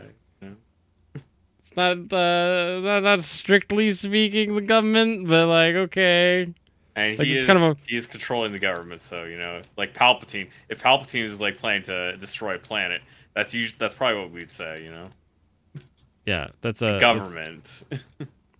That's a wild way to talk about NG when you could be saying it's a show about brothers who messed with the natural order to bring their mom back and are dealing with the consequences of that while they fight back against a government that is hell bent on doing a similar thing or something, right? And I'm going to back it up a little bit. She does not suggest NGE to Matt Walsh. She specifically asks Tim, have you seen NGE? which I think tips the hand a bit.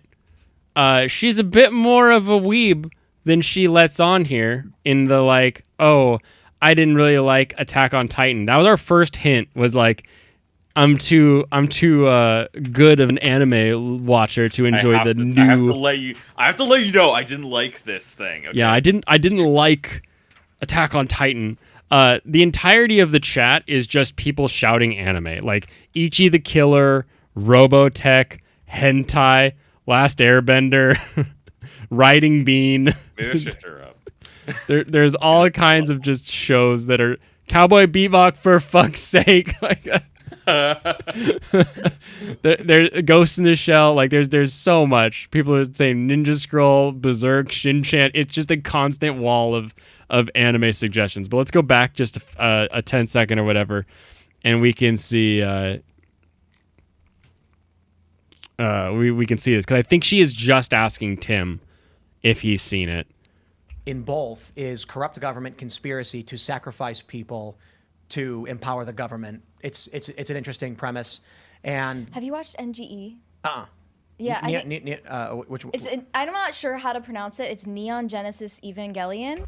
I don't know how to pronounce it. I'm just gonna say it perfectly right here. Unlike other people do. I'm reading my laptop. I'm looking like I'm reading my laptop because I don't want you to know that it's my favorite anime, actually. But no, she's asking Tim if he's seen it because I think she is so done talking politics, and she's like, we can talk about anime. Like she's like trying so hard to talk about anime. But this is the political show. This is not the this is not culture war. This is the we got Matt Walsh to talk politics, and now we're talking about anime. She's trying to change the conversation. Tim won't let it happen because. But also, come on, Tim, go watch Neon Genesis Evangelion. Tim, you need to watch it. Is she a closeted otaku? I don't think she's personally closeted. I bet she's like pretty open with watching anime, but I think she's timid about bringing it up in the, with Tim and Matt in the politics stream here. She's well aware of like Matt Walsh's videos, I'm sure. For sure. She's been raging to them like in her closet earlier that week. What is her name though? And also, where's Hannah at? Hannah, come back. Tim Pool, blonde chick. If I just do that.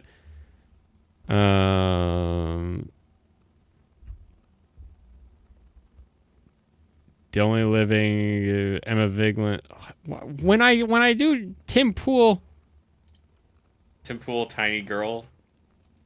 No, Hannah is the brown-haired one. Everything says Hannah Claire. Let's see. Female. Is it Emma? No, Emma Vigeland is different. She was raging in the gym bag they carry her around in.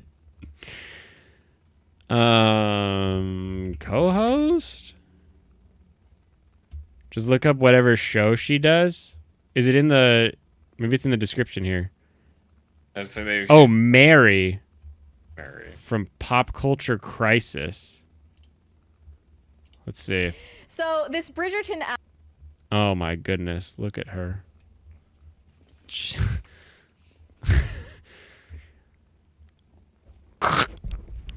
Someone's child is loose on the internet. Would you please come collect your child, please?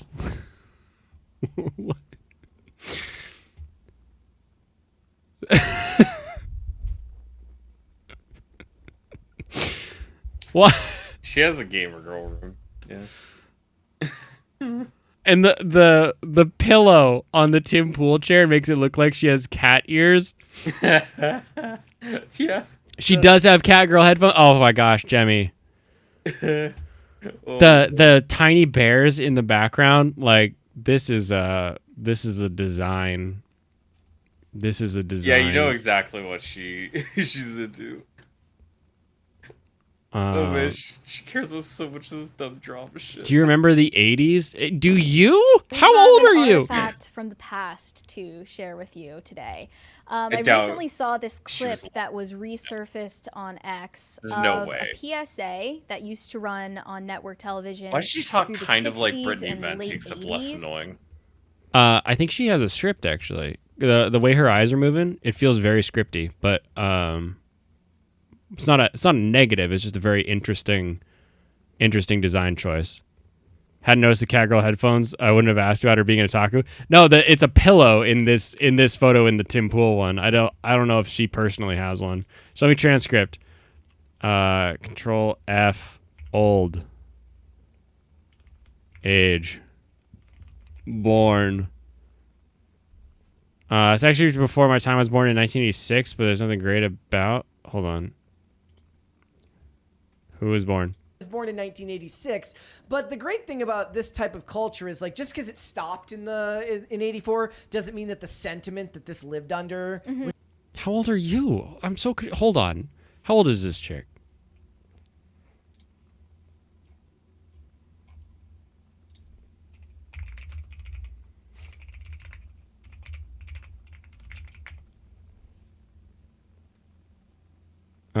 Mary Morgan is her name.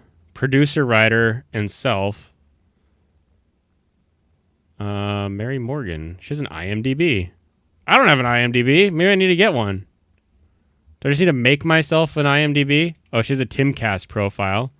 You shouldn't have to make an IMDb to see most things you'll need to see, right? She's a Gen Z pop culture commentator. When she's not voicing her opinions on air, Mary writes opinion pieces on pop culture and online trends. Weeb. What? Wait, who? Are you talking about this chick? What? I like how her guests. Okay, Brett and Mary archived this one.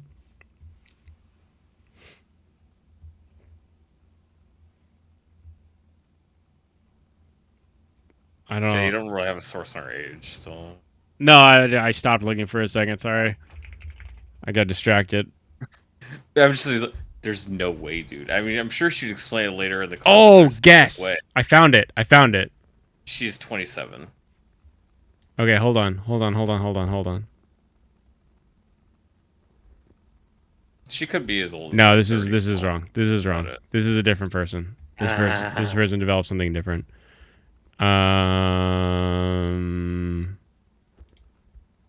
Come on, you've got an IMDb, but we don't have your age. I just think there's no chance she's over 34.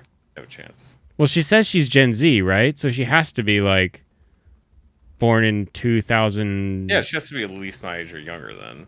Yeah, if she's Gen Z, because Gen Z cutoff is. And some people say Gen Z is up to 95, but that seems a little bit late. I think around 2000 it's a lot more realistic. Yeah, you'll never stop seeing it.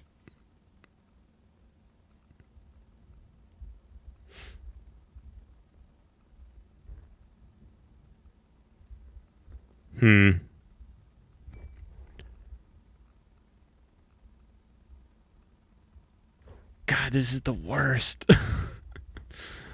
This is the freaking worst. Why? Why? Bro. Why is this your persona? What? You've heard 97, which makes me sad? Maybe. Yeah, I'd be right then. You're older than me. Because that was my first guess, was 27.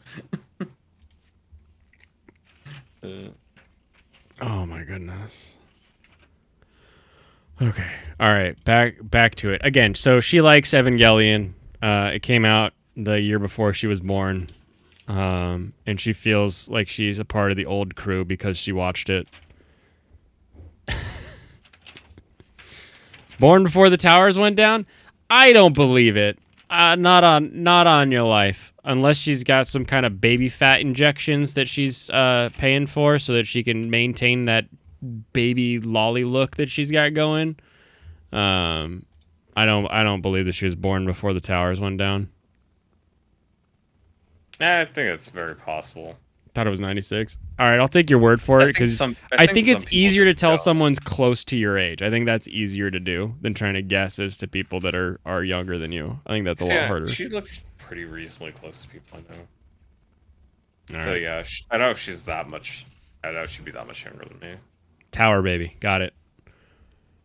Yeah, I think a lot of people watching this would be like, Because some people screaming just that they like want you to watch good, that have right good now. genes and don't age No, she very did fast. suggest it. Dang it. No. Don't say things so dumb.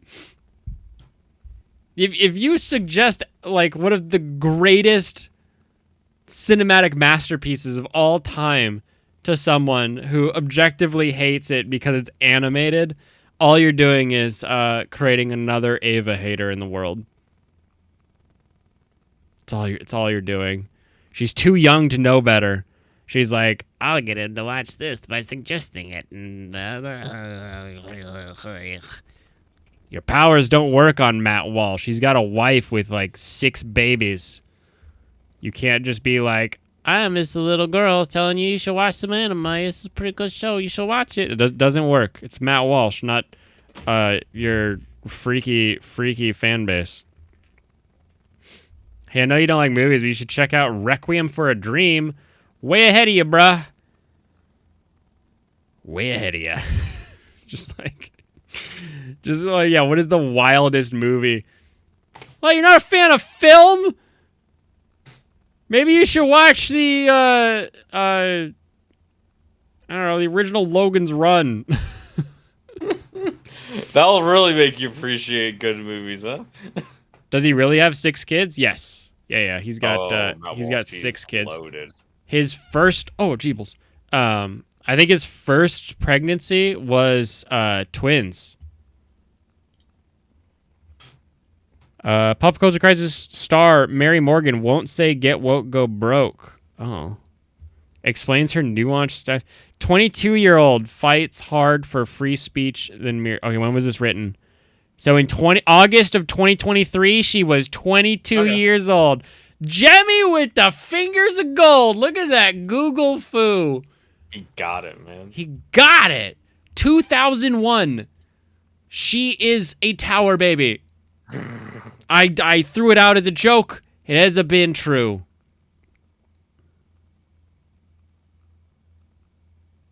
Yeah, that's the real reason that Matt Walsh doesn't like anime is because as soon as he gets home from work, he's like playing with the kids, and then he's like, he just takes a dad nap on a chair. He's like, oh, I watched One Punch Man. No, he didn't. He fell asleep in that lazy boy, and we all know it. Yeah, Jem is the real Jamie. The real Jemmy. Watch this horse gift from the 1800s. The refrigerator scene from Requiem is still haunting. Dude, Requiem is good. You haven't seen that, right? Wait, what'd you say? Requiem for a Dream. You haven't seen that show? The movie? Don't think so. No. Okay, yeah. That'd be a fun one. As you're going around watching movies, I think that would be a fun one to add to your list, but give it a bit before you get to it. I mean, it's not like I haven't watched movies. Just like there's a lot of movies I haven't watched. Yeah, kind of. That's what I mean. Like you're kind of going through the two. classics. I don't mean like you haven't seen them, but like I used to have this book that was the 501 best movies ever made, and so it was the lofty list basically of movies, and I was just going through watching them and checking them all off as I watched them, and it was a great time. I really enjoyed doing it, but there were a lot of movies on that list where it was like, I don't know why this is on the top list of all time. This one's not that great, and then others that are like, oh my gosh, this movie changed my life. Yeah, as you're going through, I would add Requiem for Everyone for sure. Actually, yeah, it's a good one. I'd be curious about your take though, because it is a weird one too. I've watched 2001. I didn't like it. I was watching when I was a kid, but I was not in any way a fan. Yeah, it's not 2001 weird. It is good. Also, from what I remember 2001, I have no interest in going back to it. I would not enjoy it. Yeah, I don't think so. Like 2001 is a wild film. I think it makes a lot more sense than a lot of people try to play up like, isn't that crazy? And it's like, no, not really, actually. It is so insanely slow. Kind of makes a lot of sense, in fact. You love 2001? I rather enjoy 2001. But I wouldn't like try to like force other people to like, oh, it's the best. Babes are hype. Fell asleep at the space airport.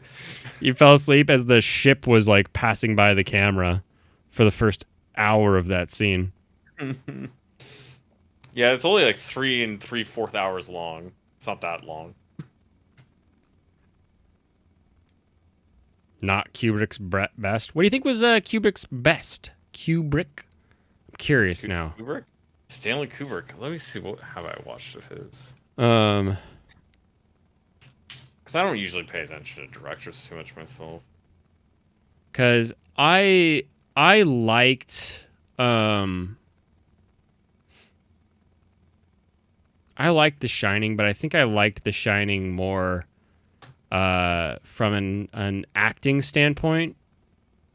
Because you all know one of the things that the reason that I like animation is because I don't get as much of the dissonance when I'm watching it, and there's something about the way that The Shining is animated, or it's not animated, is acted, that really, really makes it feel like they are actually going through stuff. And then you learn about sort of the behind-the-scenes stuff, and you're like, oh, I get it. Yeah, I see how he 2001 pulled is this the off. only film of his I've watched.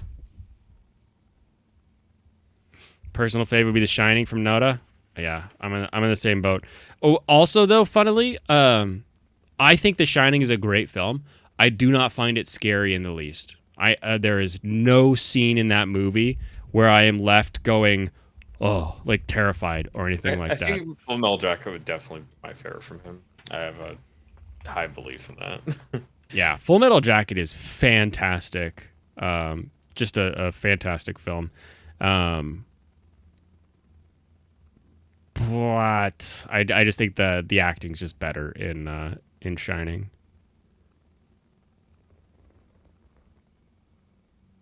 Oh, Strangelove is good too. I would probably enjoy it. I just don't really know. I know it's supposed to be a comedy, right? Dude, Dr. Strangelove is amazing. And I'd be curious to see what you think of it, because you strike me as someone who can watch something where people are discussing things and still understand and follow along and have a good time. Whereas I think a lot of people in the current generation would watch Dr. Strangelove and just like fall asleep because they like don't care about these people discussing. I know there's a lot of people, especially older people, that watched it that think it is one of their they would put it as one of their favorite films. I think a lot of people that say that though haven't seen it in a while. Like it's it is great. I love Dr. Strangelove, but I could cut it to 15 minutes, and probably it would be the 15 minutes that everybody who says it's their favorite remembers. Like it is a. How long is it? Is it a normal length movie? Or is it it's a normal length movie, but just the overall theme and structure is just not super engaging, memorable. There's just some very specific jokes that people remember. They're like, it's my favorite movie. Gotta better ride that bomb. And it's like, is that the only scene you remember? Is a cowboy? Is that it? All right. Ever seen Barry Lyndon? Barry Lyndon doesn't sound familiar. Spartacus was pretty good. Spartacus I had to watch so I had to understand the Simpsons jokes. Barry Lyndon. No, I have not seen Barry Lyndon.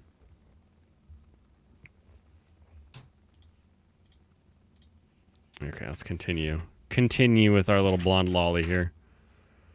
Are you guys all anime fans? I'm not a weeb. No. Yes, you are! You knew the word weeb! You're like, I'm not a weeb! I'm an otaku! full-blown otakuism. Who when asked, "Are you an anime fan?" by Matt Walsh would respond with, "I'm not a weeb." Matt Walsh is now going, "I didn't ask if you were a weeb." What do you mean? What does that mean? What are you talking about? A weeb is when somebody makes their profile pic an anime character. But I just am a big fan of the animated medium from Japan, specifically and only. You failed to hide your power levels a long time ago, albino girl. Self-reporting as an art. Would Walsh even know what a weeb is? Yeah. I think Walsh might know what a weeb is because he did that. Was it Attack on Titan that he pretended to watch in that one series? No, that was.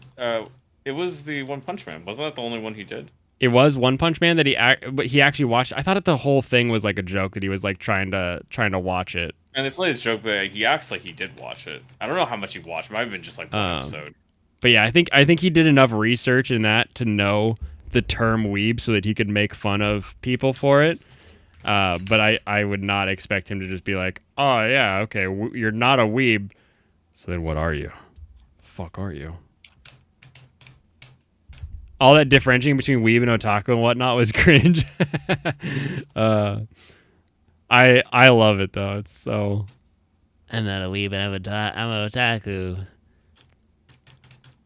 If you want to be accurate about it, a weeb is just someone who is from the West and really likes Japanese culture, whereas otaku is someone who has a specific animation hobby. And I'm an otaku because I like animation, not just Japan on a whole.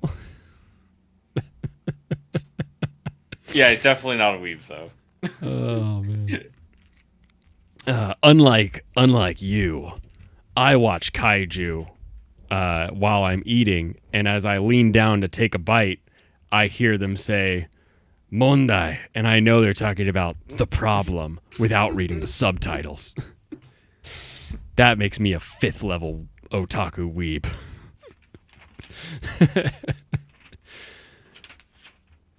Isn't it the same? Yeah. Hopefully I explained it for you there. People say nerds and dorks are different. Okay. Nerds are people who are all about numbers and being really specific and clinical about things. Dorks get thrown in the trash. Am I a weeb because I like the Filthy Frank show? No. Probably not. Konnichiwa wa.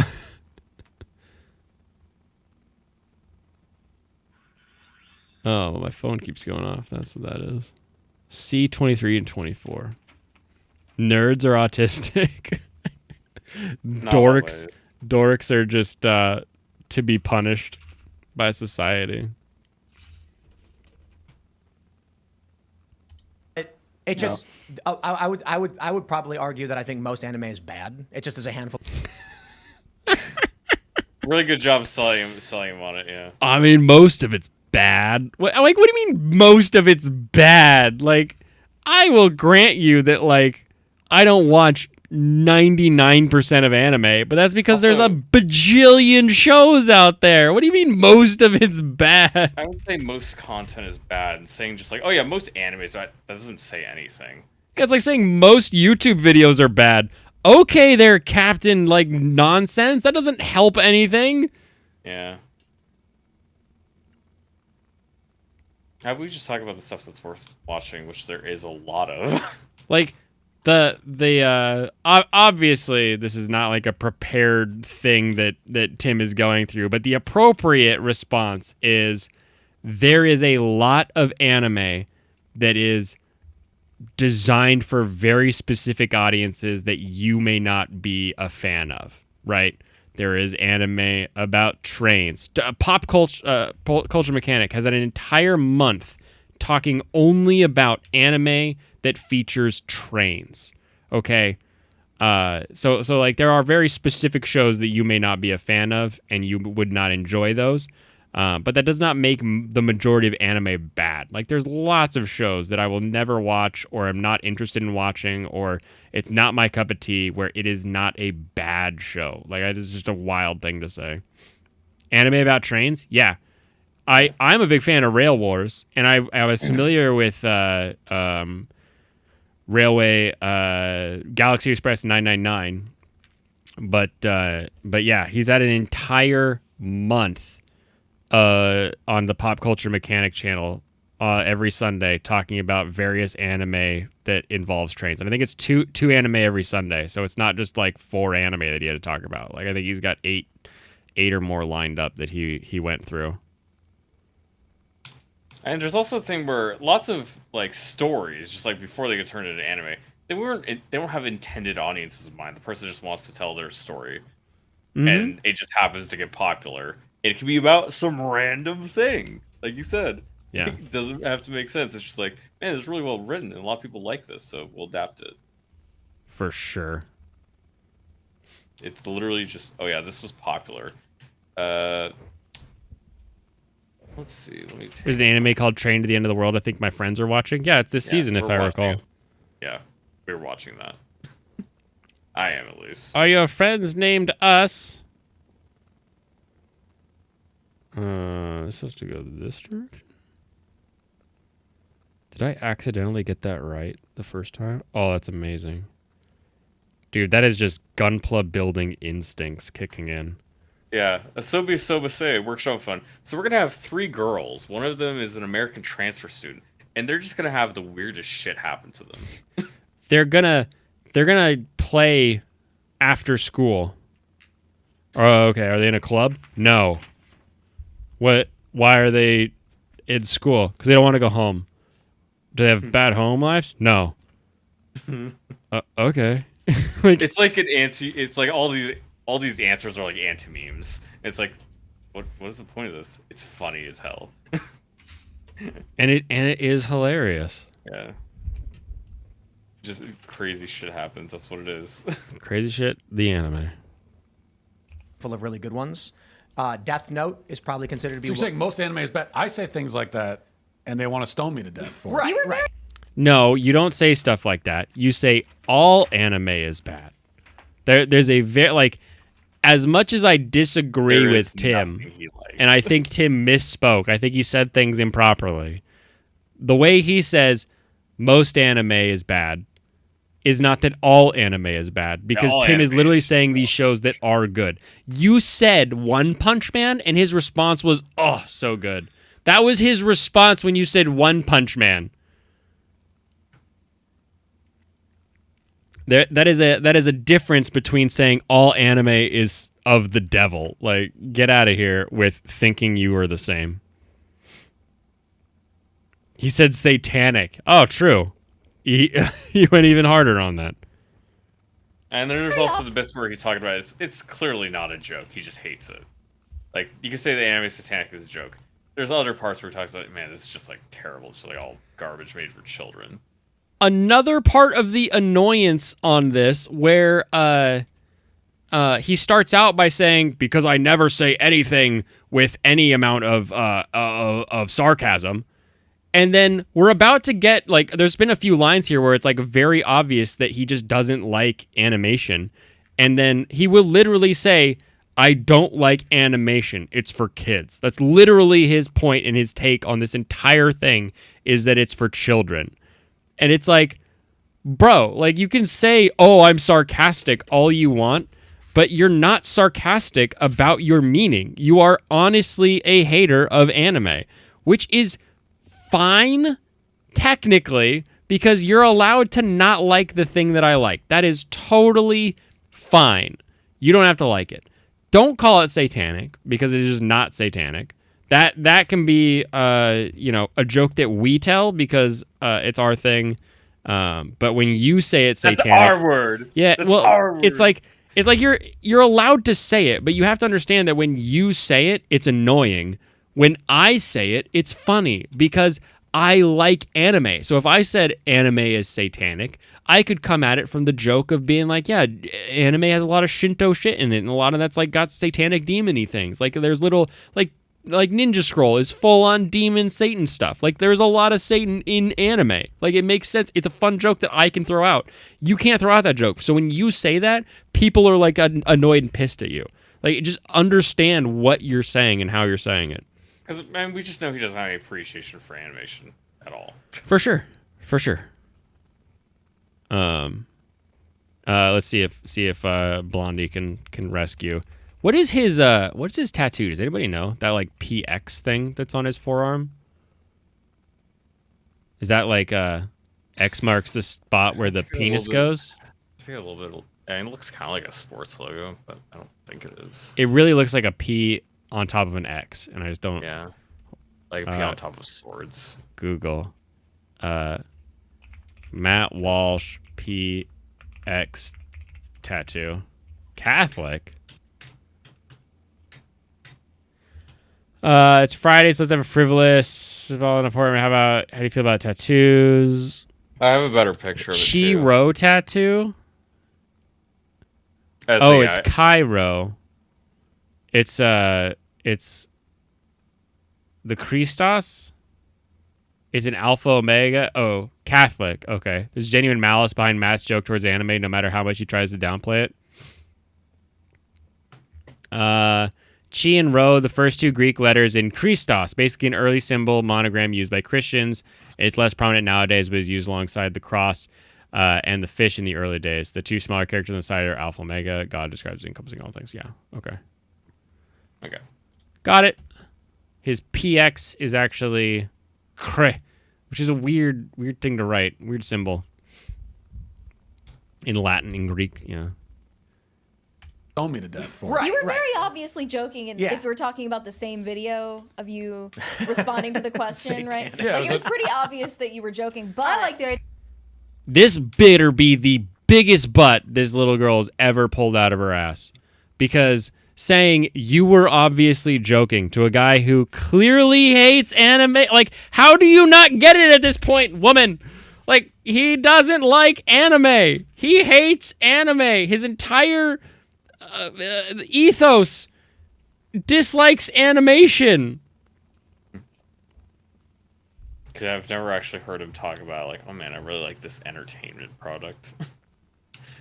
He always talks about how men shouldn't play video games, men shouldn't waste their time, men shouldn't do that. You shouldn't have fun. You should be out there working. That's really what he says all the time. Or you should be like hanging out with men, talking about men things. Yeah, we're getting to the point where Tim Pool just said most of anime is bad, and we said that was a bad misspeak, and then Matt Walsh was like, I say that and people stone me, and then Blondie was like, well, if it's the video I was thinking about, you're obviously joking. I want to suck up to you because you can give me a better job at the Daily Wire, and now she said, work with Brett Cooper. That's what she wants. She wants to be the anti Brett Cooper, Nega Cooper. And then she said butt. So we're hoping this is the biggest butt of her life. We'll see. I did that you were serious better. I feel like that's more funny. All jokes aside. Okay, thank you, Hannah.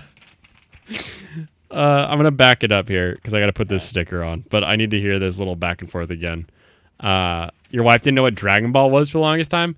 What even funnier though? Did your wife know who Goku is? Like, because that would be the funny thing to me is that being Japanese in Japan, that your wife would like be familiar with. It would be like knowing who Mario is, but not hearing of the video game Super Mario Bros. Like that would be really funny to me. Where my tweezies at? Here we go, some tweezies. If we were talking about the same video of you responding to the question, right? Yeah, like, it was pretty obvious that you were joking, but I like the idea that you were serious better. I feel like that's more funny. All jokes aside, you were right. You might like that. He's right about it. Look at those eyes. Look at this. Hannah makes a funny joke.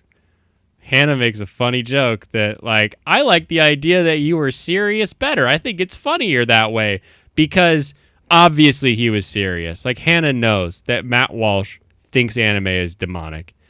And this little big butt over here turns out to be, you were right. Yeah, but I think you're right. What do you mean you were right? All anime is bad. All anime is satanic. You're saying, well, it's obvious you were joking, but you were right. You're so telling the truth. Why are you saying this?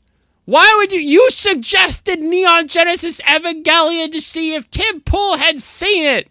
You suggested Full Metal Alchemist. You knew the word weeb. And now you're giving this, like, squinty cat eye of, like, bitch, don't you dare while I'm trying to suck up to Matt Walsh to get a new job at the Daily Wire. If you ruin this for me, I am going to be so pissy at you. So if I see this exchange, I'm just going to start sipping coffee. That's all I have to say. Look at these. They look like senators right now. She looks like Kamala Harris. She's gone AOC blonde edition on Hannah over here, who's just like, space lasers are funny. Poor Hannah. All jokes aside, it might as well not have been a joke at all because, yes, Matt, you said nothing wrong. Yeah. Death Note. I was right. Death Note is considered one of the best of. Thank you, Tim. Tim saw that squint eye. He was like, "We'll do this one more time because I think this is hilarious back and forth." Obvious that you were joking, but I like the idea that you were serious better. I feel like that's more all funny. jokes aside, you were right. You might like Death Note. Yeah, she takes a look at Hannah, just like. He's like, I gotta keep this running. You might like Death Note. Yeah, Tim still trying is the best. If you can put up with just Pearly Things for hour or however long the Culture War podcast is, it is so funny when she will like just Pearly Things, Pearl Davies, Hannah Pearl Davies, we find out, will say something that is obviously wrong. Like, she'll say, I think more women sue. And then Phil Labonte is like, I don't think that's true. And then the conversation will kind of continue. And then kind of out of nowhere, Tim is like, actually, Pearl, I just asked ChatGPT and men actually file more lawsuits than women. And then she's like, that's not true. And he's like, let me find a source. And then he like comes back later and like he's silent, like finding these sources just to prove her wrong. He locks in, man. He's like, we are going to find anime that Matt Walsh needs to see.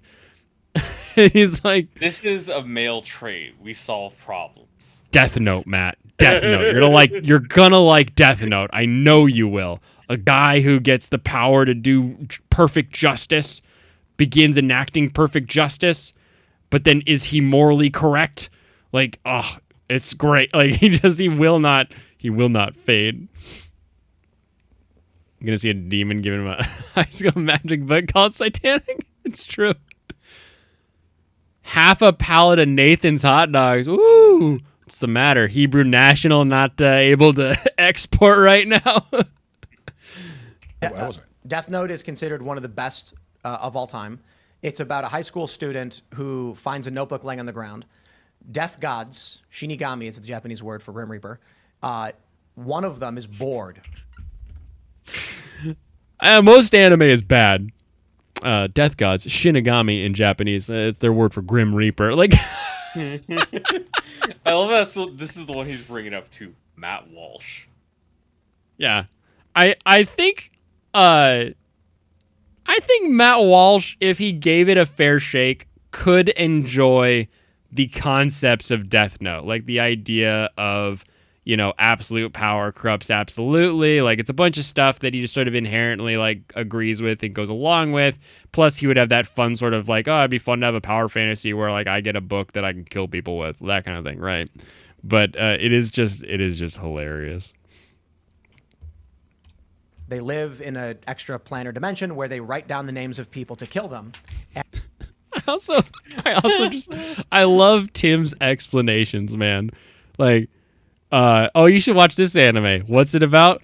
Well, it's Demon about these killing Shinigami death gods. They're like Grim Reapers in Japan. They live in an extraplanar dimension where they write down people's names to kill them, so that when they kill those people, they add their lifespan to theirs, and that's what lets them like live longer. And when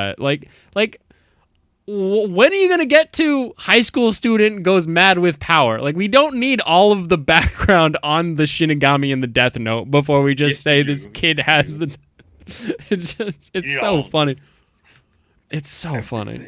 It's so good, though. It's perfect. It's perfect for a podcast like that. This is why Tim makes the big bucks, and I'm just now crossing 2,000. This is the difference in how you discuss things and how you talk about things. You go deep into the thing that is a little bit meaningless so that you have more just more content to be able to put out there. And the remaining years of that person are added to the lifespans of these death gods. Oh, and also get something slightly wrong. This is one I am good at, is get something slightly wrong so that everyone will correct you in the comments. I'm waiting for that to mean something and actually like get me like a good drama farm. But yeah, Tim is good at that so far. He's just accurate enough. One of them is bored because he's immortal and he's lived for eons, so he drops the book in the human world to see what happens. And a high school student finds the book, reads the rules, and decides he's going to start mass executing all of the criminals from all the jails and everything around the world to send a message to the world that there is a divine power that will punish those who do evil. And then That's the pretty game... cool. Yeah. It takes so long to get to that point, though. Because at Is first it he's really just like, I'm just evil going to if kill he's- bad criminals that they can't... How evil is that, though? Really? That's the point of the show. It's like we're asking that. Yeah, I mean, that is the question, right? Is like when you've got these bad people, like obviously from my perspective, the evil is that until God is done judging, anyone can be redeemed. Like that is the obvious, like where it would be an evil act in my eyes. But there is that, like, you know, some things you're like, I don't know, man, that God can forgive, but I don't know that I can. There's a list. A publicly available list that I would probably go down if I had a Death Note. So if you start getting news about heart attacks occurring to that, you know, very specific list of humans that we keep as a state, you'll be like, oh shit, Blaine's got a Death Note. Accurate enough to get the chat to send more super chats to correct. Dude, Alex, you got it. You got it exactly. That is the key.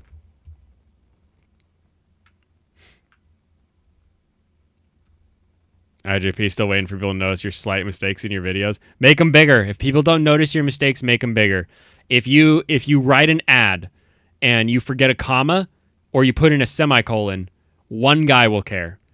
But if you say 5 pounds when it's actually 3 pounds, suddenly people are going to freak out. Now we're all getting investigative if you listen. Heart attack, you say? Yeah, heart attacks. Oh, that's what we're going with. I mean, if the government didn't want us to enact justice, they wouldn't provide us with a clear list of People that need to be taken care of. Read your chat. Wait, where's your chat? Asked her if she knew who Goku was, and she said growing up she knew the name but didn't know what he looked like or who he really was, but the name was associated with Dragon Ball, of course. Fair enough. Oh, nice. That is what I would do with the book also. Yeah. And so what ends up happening is... Yeah, see, that's exactly what Matt Walsh would like. He's like, yeah, that's how I do. Oh, yeah, this guy's the hero, right? Like, that makes sense to me. Yeah. He's the protagonist. Yeah, I mean, for a good amount of it, he is the hero. It's like it's such a well done series because he is immediately doing something that, like I said, I think is an immoral act. But the way that he does it and the way that he begins, you actually are like, yeah, this is the good guy. He's actually, you know, this is kind of a, you know, it's kind of fucked up, but it is like a positive for the world. So like that, like, and it takes a while for it to really get into the depravity of all of that. Didn't the Death Note condemn you to hell? I believe that is the. Actually, your soul belongs to Shinigami after. Yeah, that's sort of the interpretation that we can give it. But yeah, when your time comes, I'll write your name in my death book. Like that's the in-universe direct explanation, I think. You've not watched in years. So strange that my Mexican GF knows who Goku is and AC's Japanese wife didn't. What a world. I mean, come on, man. There was a Saiyan parade. We've pulled it up. There's a Latin America Saiyan parade where they dress up a Kia like it's Shenrong and follow it. And there's all these girls in like the Saiyan armor, like doing like the standard like parade dance stuff. Good night, Abby. Smash that like button on your way out. In fact, everybody smash that like button. Thanks, IJP. Have a good one. The simple version is Interpol trying. He intentionally kills people. Now we get to the simple version. Interpol. He intentionally kills people. What, Tim? What? Where are we? In a way that you can see a pattern. So he could write down in the book a person dies because a rock hits him in the head and they fall and gets hit by a car. He chooses to give no description, which defaults to heart attack. Generic, you just die. When people start realizing that. As I remember, though, he gives specifics later on, or is it sometimes? So he tries to shake it up, if I remember, but it doesn't. He doesn't shake it up enough. PC 11. Okay. Imagine how vastly different two societies are. That's funny. Criminals all over are just dropping Just dead. dying suddenly. They Interesting. realize this is an intentional act targeting specifically criminals that are named in the news. So there's a detective who tries to hunt him down, basically filling in the holes and setting traps to make him take actions. And the show is basically a game of cat and mouse between a man who's trying to excise the world of criminals and the detective trying to stop them. There's interesting moral philosophies in it too, in that the detective believes that you can't just arbitrarily kill people, whereas the high school student who throughout the show gets older believes that because these systems doesn't get let that the much criminals older. grow, they continue to victimize people and the system never fixes itself. You might Wait, How how much time is in Death Note? Hold on. It's not age based. I don't think.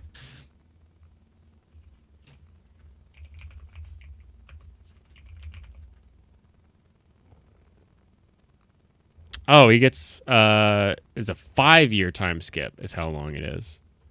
So it's 23 is how old he gets. So he starts in high school and he goes to 23. So he does get older, but come on, Tim. Like that's not exactly the pivot of the story. We don't need to be like, well, he gets older and he learns that.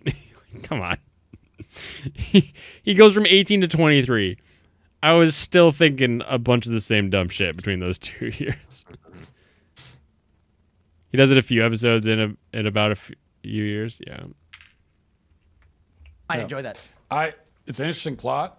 I just don't know why they couldn't make it with real people. That's the main thing.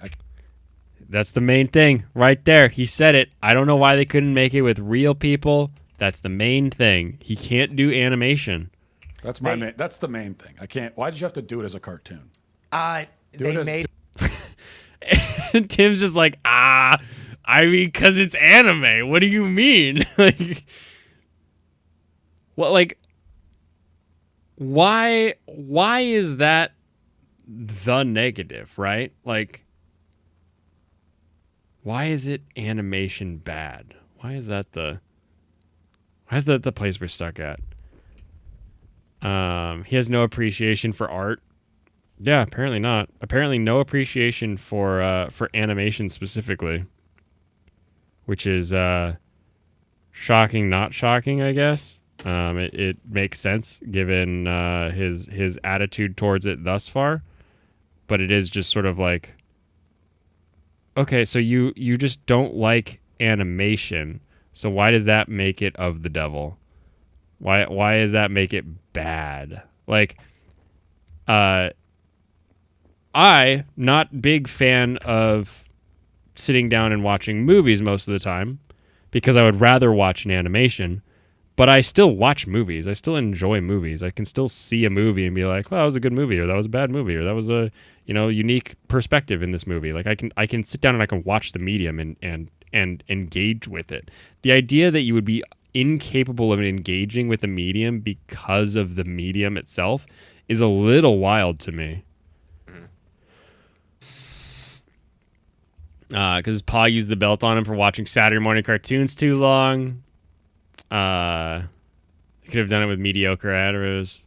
Crappy set design. I'm sure that would improve things. You find random white guys in foreign films all the time. We do have live action. Matt, go to Netflix. Watch the Halo TV show. That doing action scenes and various aliens and whatnot would work better in animation. Same here. I prefer animations over live action entertainment, but I can still enjoy different mediums. We're trying to forget about that. Well, Tim hasn't forgotten. Do it with people. They did. It's not good. Oh, Yeah, that was after the fact. I know. Netflix was responsible. I guess some of for the that. special effects of like, the interdimensions and stuff like that, like you might be able to depict it more accurately to the way you're imagining it if you can draw it out, and CGI or whatever else might look weird. I'm willing to consider the possibility. There might be something wrong in my brain. It's true. I can't like cartoons. I just can't get into them, except for Mr. Bertram on Daily Wire Plus. There you go. It's a great cartoon. But I also feel the same way about music. The only reason he says that is because he's in it. He still hates it. He does not actually like it. Mr. Bertram is literally the worst thing I've seen this year. He doesn't even like it. He's just in it. So he has to say, watch it because I'm in it. Yeah. He's contractually obligated by the tiny-hatted people to say that you need to watch Mr. Bertram. His what's his name? Ben Shapiro's hand is so far up his ass, he's just puppeteering him like, you need to watch the animations made by the Daily Wire. Yeah, sounds about right. At least he admitted he's retired. He did. We got it. We got him! Boo, boo, boo, boo! Musicals, like when they start singing, it takes me out of it. I can't get into it anymore. So, I don't know. I'm very literal-minded. I don't know. Someone who, when someone begins to sing, just can't anymore is also a wild idea. Like, you could say, like for me, musicals are very hit and miss. If you are going to sing in your musical, it needs to add something more than just music. I don't want just a musical break in the middle of a show. I think that's kind of a waste of time. If your song adds to our characters, pushes the plot forward, does something that is helpful. For example, my favorite musical is Music Man, right?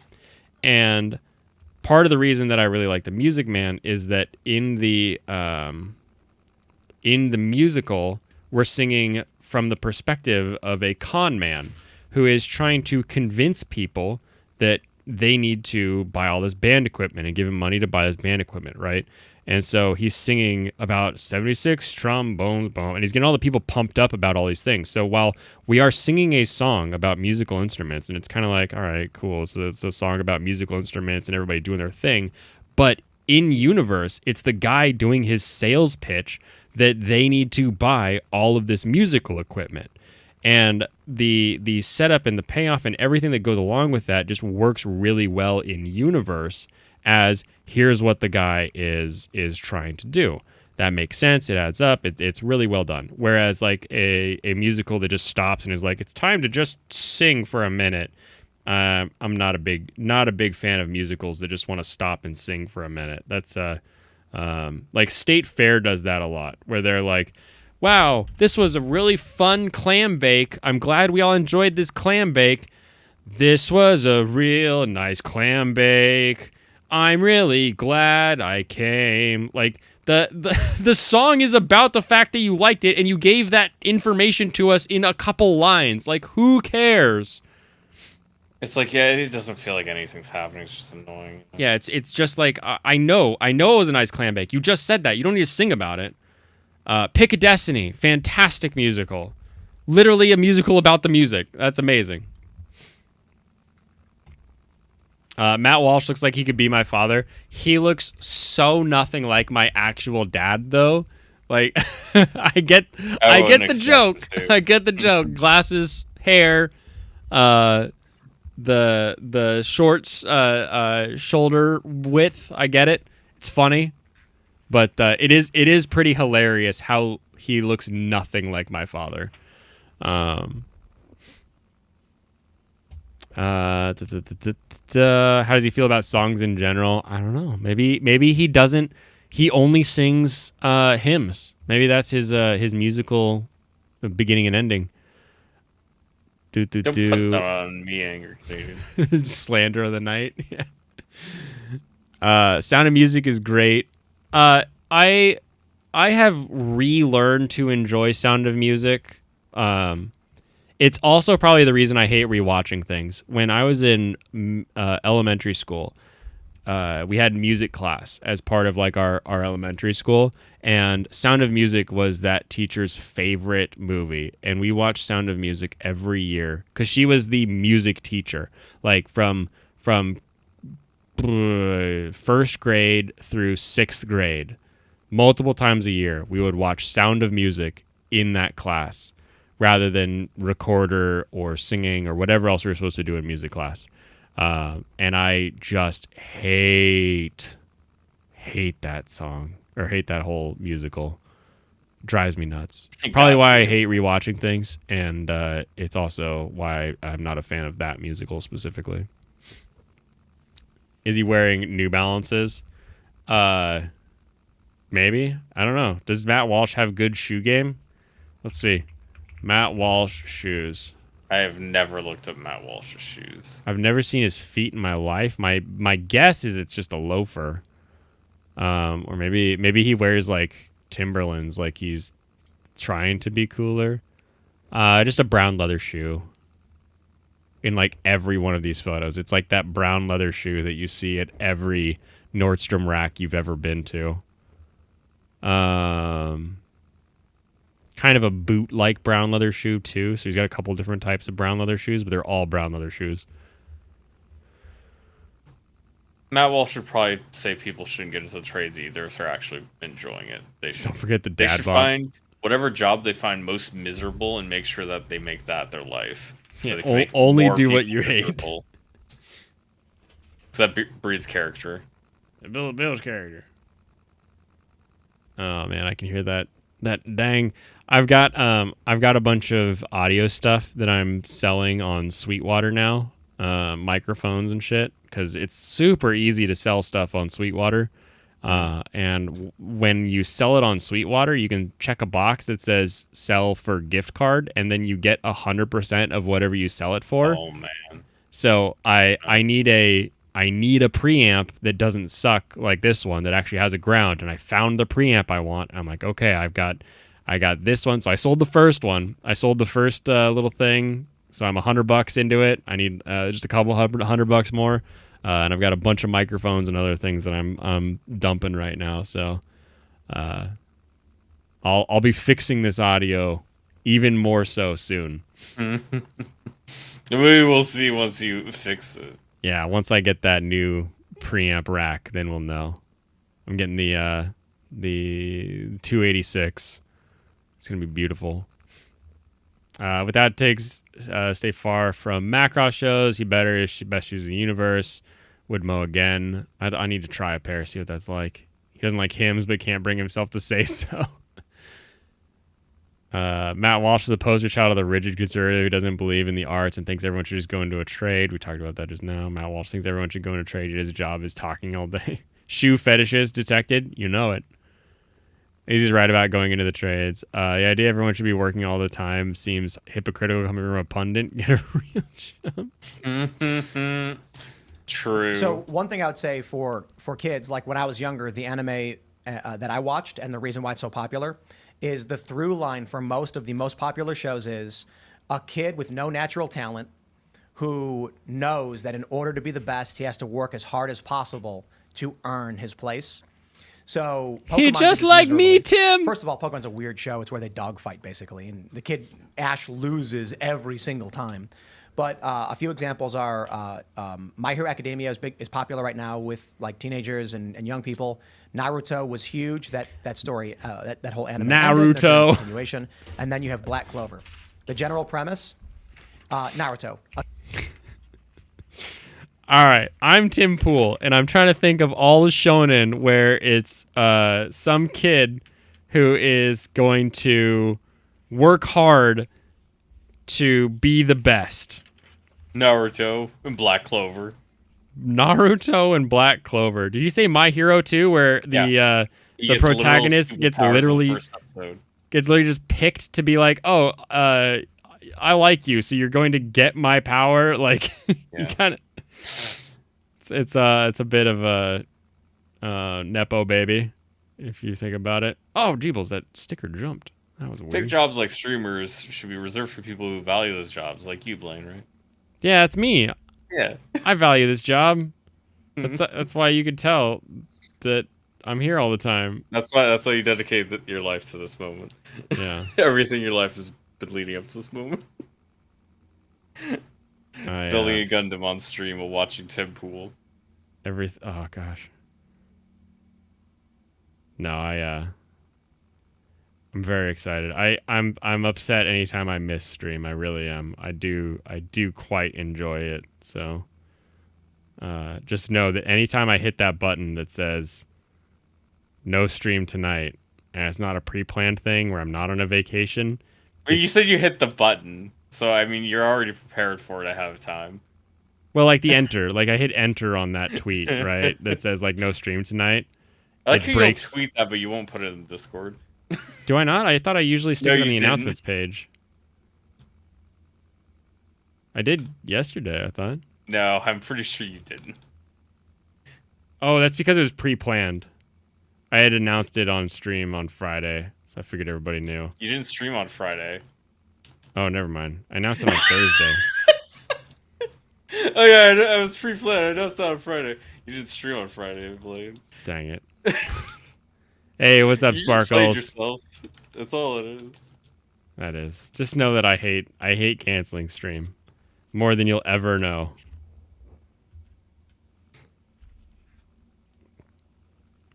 Missing a stream triggers his mechanical autism. It's true.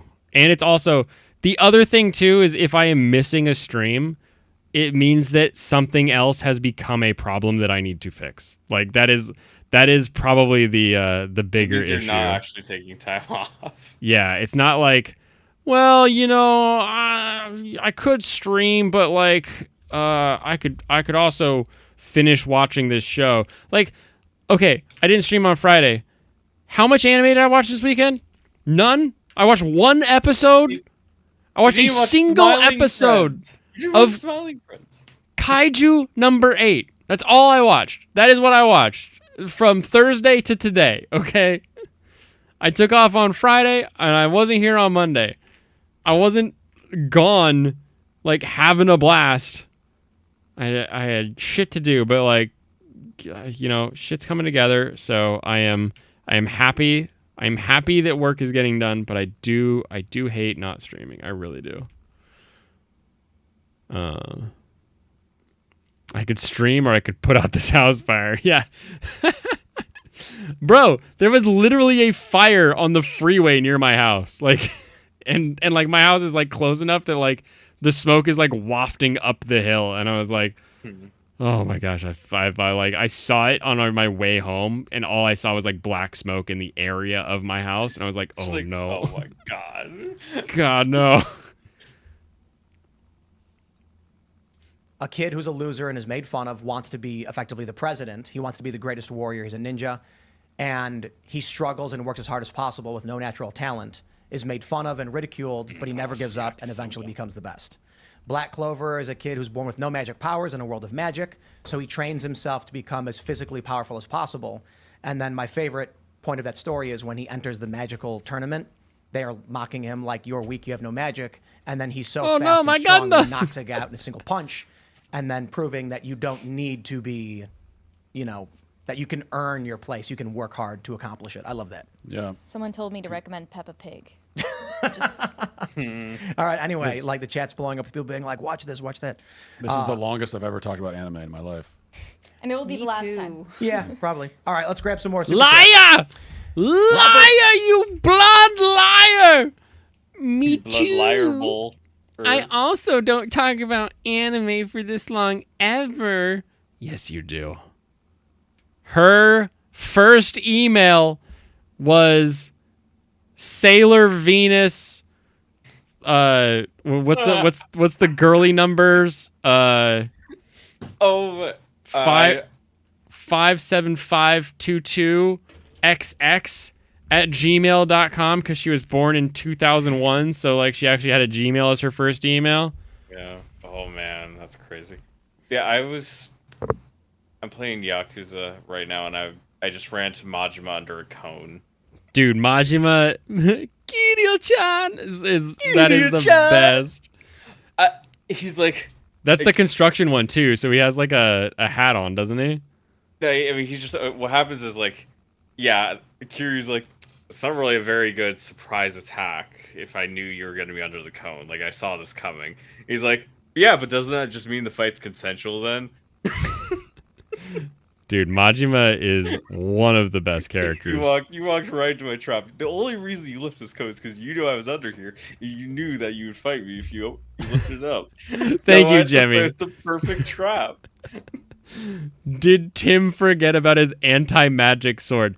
Yeah, the guy that like had no magic, had to work really hard, and then was given a magic MacGuffin that lets him win.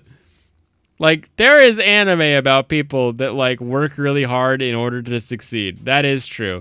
A lot of anime has the idea that if you work really hard, you could succeed. That is true. That is a consistent point.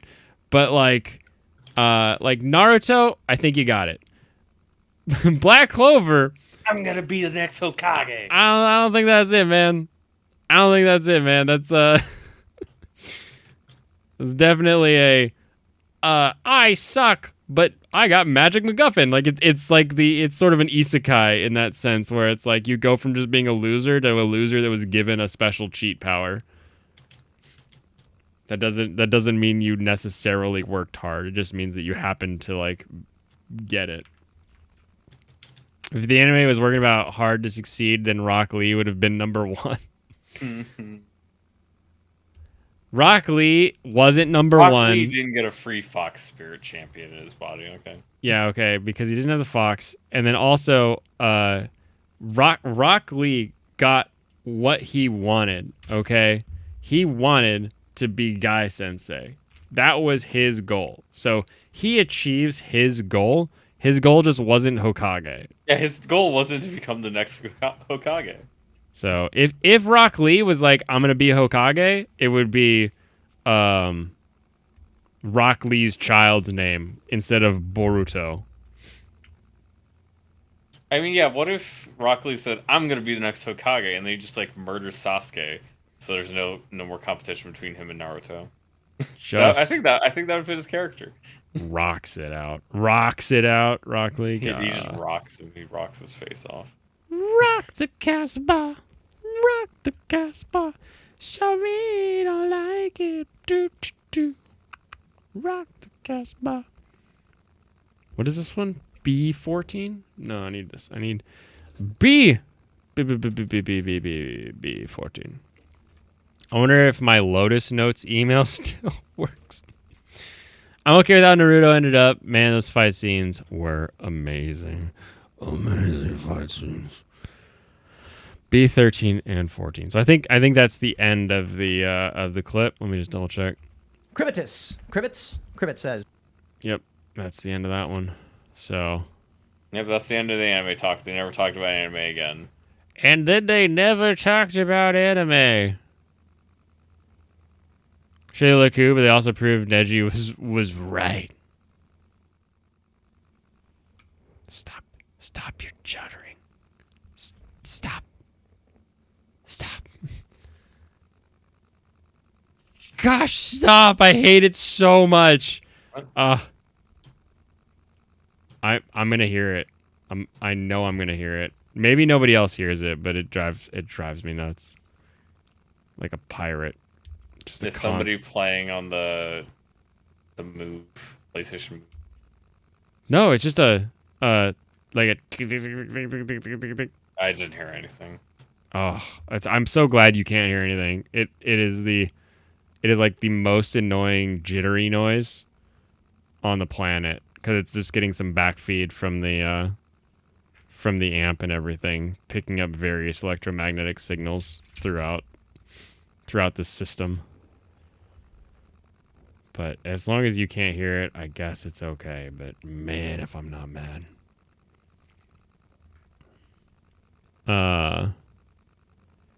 Shiroku also proved Neji was right.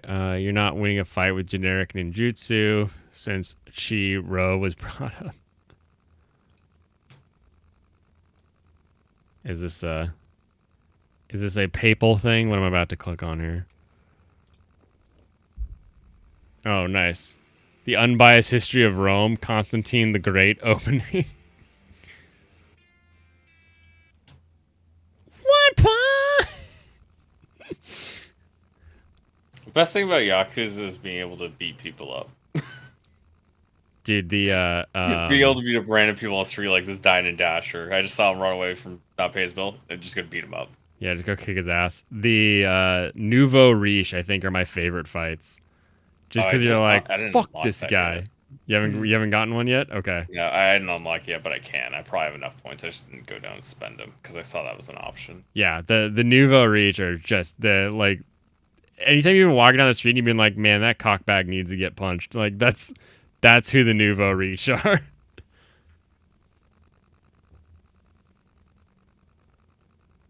Really is animation doing crazy impossible stuff. And you're gonna cancel all week to play with your friends when Elden Ring DLC is out? No. When is Elden Ring DLC? When does it drop? June. June? Okay. You can hear it on my ANC headphones. Yeah, see, I know somebody can hear it. The alien's trying to contact your extended warranty. Like I just need to touch it. I need to physically impact it with my hands, and I can make it go mostly away. But then it starts to like come back a little bit. So, what if we get into the let's see, because you get to date hot chicks with sick dads. I don't think the women in the Yakuza game that you can woo have any tattoos. Have you started the wooing of the women yet? I did one level of that. Yeah. You did one? Okay. Those are actually very fun. Yeah. I like when you take them out on a date and you do like the bowling or you do something kind of goofy. It's like, this is so silly. I'm talking in front of a dairy cooler motor. Yeah, let's go with that one. Oh my gosh, it's gotten worse. Okay, there we go. Okay, I had a bunch of points saved up. Look at the card watchers. That means I can get more cards. More cards! Wait, which one are the cards? The Beetle Girls. The Beetle Girls, okay, good. Who is it that said they don't care about Yakuza because Shenmue came first? I think that was Leon. Was that Leon? I think Leon said that. Come on, my boy. I don't really think these are similar. I guess there's the ideas like, oh, you're walking around a city in Japan and just like doing odd stuff. Talking to a lot of people and doing tasks in order to slowly acquire information to get to the end of the game. Yeah, I guess they're similar.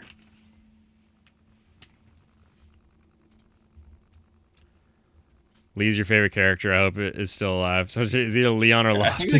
I think the characters in Yakuza are so much more interesting than anything. I've never seen anybody get interested in Shenmue characters, man. Like, come on. That's because the voice acting sucked. Yeah, like straight up, no, that is not at all the same thing as like Yakuza. There's like so much more going on. All right, we got I'm gonna move this again. That's why it was moved. Okay. That makes sense. Because the white door opened is in like 4 to 3. Oh, we're watching this now. Yeah. For whatever reason. Yeah, I mean, I've still got a lot of building to do. I was hoping to be. Oh yeah, I forgot. I never even watched this. Yeah, I'll do that. I forgot about it.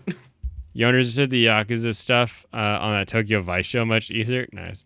You stopped playing where Remake ends, so I decided to keep playing up to where Rebirth ends. What? You know if you guys saw, but I decided to pick up Final Fantasy VII after leaving it for 4 years. What a strange choice. Back to work, I'll play later. All right, Alex Moore, have a good one. 25. I don't think it was Lofty because I haven't heard Lofty say anything recently. I heard it recently. I'm pretty sure I heard it on Leon's show. Could have been somebody else he had on, but I think it was him. We'll ask him if we ever see him again. Yeah, we're like, hey, who said this?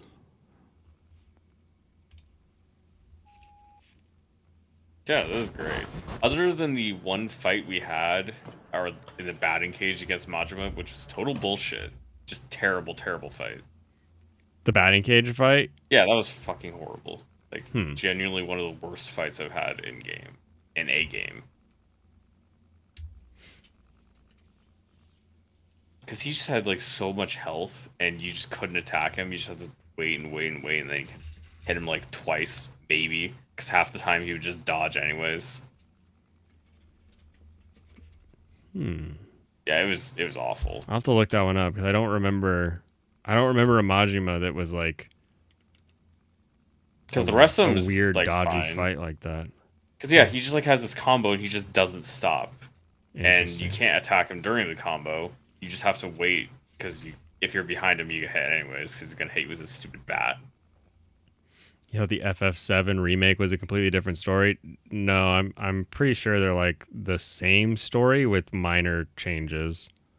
But, like, the minor changes are enough that some people are like, the internal motivations are now different. They've changed it. And, like, to some extent, I get that. I think JMac is one of those people that thinks the internal changes have sort of changed what certain characters' motivations are. But I've only played the where remake ends in the remake series. I haven't played any of Rebirth yet, so I don't know what those changes are and if they would actually be things that have changed it or whatever. There's major changes to the overall story. Oh, are there? I feel like remake felt pretty consistent, wasn't it? It all points to Sephiroth. That's all I'll share. Oh, I see what you're saying. Yeah. Okay. I felt like my, I guess my definition of the main story is a little more narrowed, I guess. A little less Tim Pooley. I was hoping it was Majima in the toilet. Kiryu, John, I needed so many tissues. Kiryu, I need the paper. This one's called The Archives. And I don't remember this one in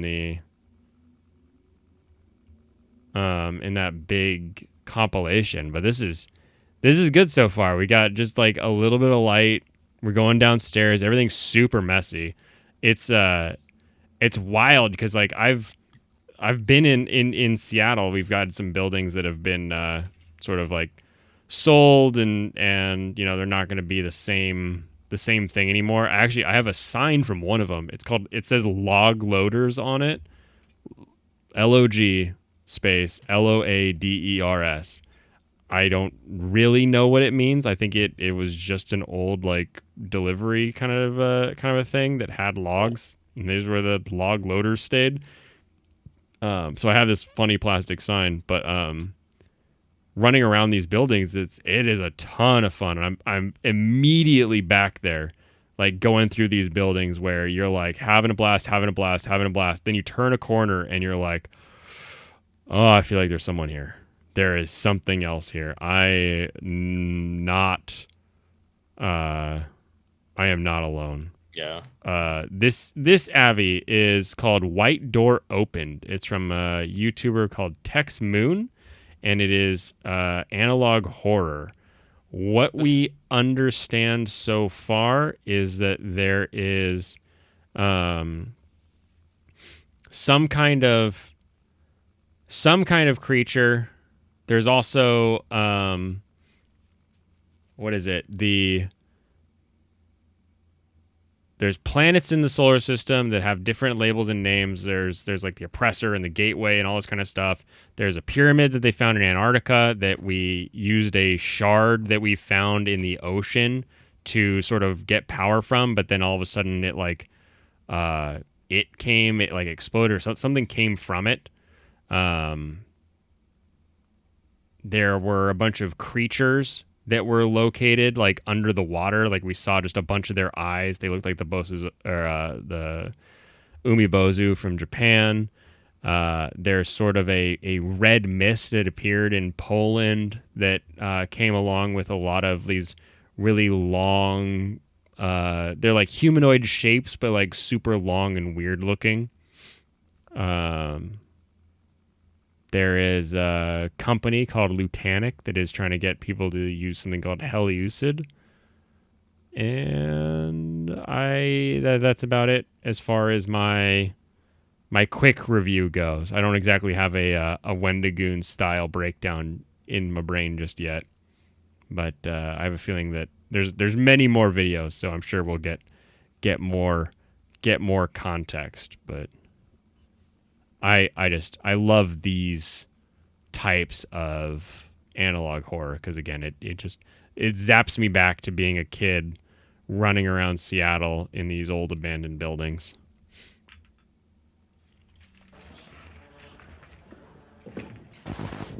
Oof. And so we're in Poland right now. It's the Polish garb.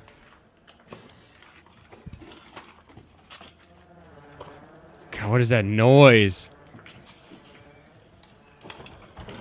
You streaming tomorrow? As of right now, I am. It says clean. Are these real people, you think? I think they are. There's nothing about this that looks computer generated to me, and the way that it's sort of like weirdly saturated makes me think that it's just trying to take real footage and make it a little more eerie.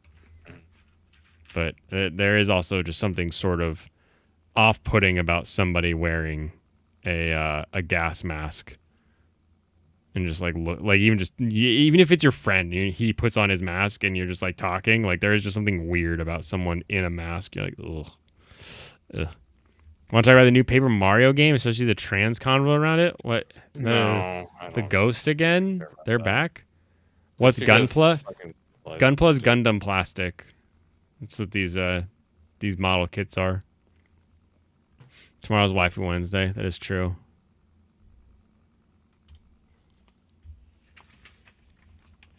What you doing, buddy? What is the red and white? Does that mean something in Poland?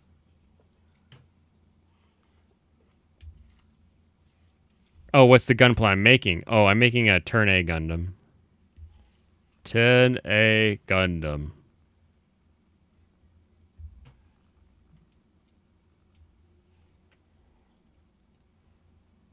I even have a button. Turn A Gundam. Stalowa organizacja Soul, oddział polski. Polish group South. Oh, they've got subtitles. Okay. Stare kamienie. An old quarry. We are currently unable to identify this place. It's an old quarry. March 16th, 2006. Well, yesterday. We had a report. It was Nephilim. We're not sure how it got so deep. There is no passage. We suppose it collapsed when Nephilim got here.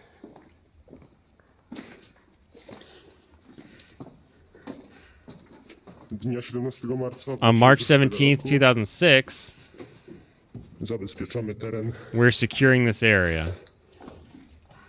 zgodnie z wszelkimi By all protokołami. protocol, Ten film został the Nephilim have been zneutralizowany. terminated. Music Sure. playing. So is that bee monster they're talking about, or is just their one monsters? Is that bee monster you're talking about? Like, is there one monster or are there a lot?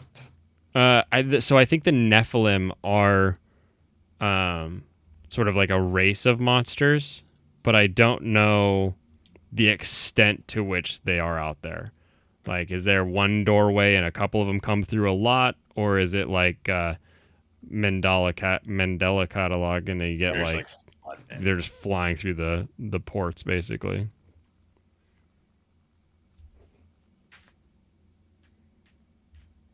Tego tu wcześniej nie było. It's just a little tiny like old radio. It's got no batteries. Oh no! Rozumiesz to? Do you understand what's going on? How does it even work? Hey, what's up, Meme Cody? Welcome to the stream tonight. Building a Gundam, watching some analog horror. We just got done laughing at Tim Pool and Matt Walsh. Having bad anime takes. Bad Just anime it's takes. all bad anime takes. It's all bad. It's always. Was there anything good there? The only good was that Tim was trying to find anime that maybe Matt Walsh would enjoy. That was the only good that occurred. But we all know that Matt Walsh is never going to watch anime realistically, so kind of a waste of time. And we got to laugh at the secret weeb. Oh, yeah, what we Closeted did in the first weeb part of the lady. stream was make fun of our friend for suggesting that pyramids were electric conductors that ancient aliens created. Yeah, never forget. Are you a doomsday prepper? I saw your short about when the boys call and was confused. No, I'm not a doomsday prepper. I need a better word, and I like Cody's word of proho, because I think that any man of the household needs to be ready to survive in a situation, and that's not end of the world, no roads, government takeover, Russia invade. Like that's just the unrealistic thing. The realistic thing is you have Texas, for example. Power grid goes down and there's people freezing. They lose their fish because they can't keep their tanks heated. There's absolutely no heat. That's a real thing that occurs. You got to be able to last a week without having power to your house. Can you survive a week without power in your house? Around here we'll get kind of shorter snow ins from time to time, and are you ready for that? I think there's a readiness level that is important to have, but I'm not a prepper. Yeah, like Oregon, we had some horrifically bad winter storm last year. Oh yeah, it gets rough. Yeah, but also I also just have a lot of friends in the gun industry still, and so I was walking around the hardware store and I saw those old missile tubes, and I was like, no way. So I immediately sent them photos, and they were like, get us this, this, and this, and so I just thought it was a funny meme to put together. Put a barbecue next to my turtle tank. That's a fun idea. Hopefully you guys don't asphyxiate though, so make sure you have good airflow. Gas heat has been working all the time. Did your gas heat use piezo to start, or are you not using because we have an electric starter, and then the blower fan, of course, is also electric. So even if the even if the gas is still there, we still would need electricity to blow it around. I don't think we'll see a World War III meme, Cody, because I think Russia's already seen the limit of what they can really achieve. They're having trouble holding on to a portion of Ukraine, which is, I would not say, one of the stronger countries in Europe.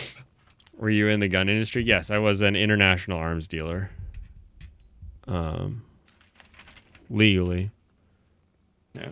And it's fun to say, so I use that term. What Russia is likely going to do next is they're going to invade Kazakhstan.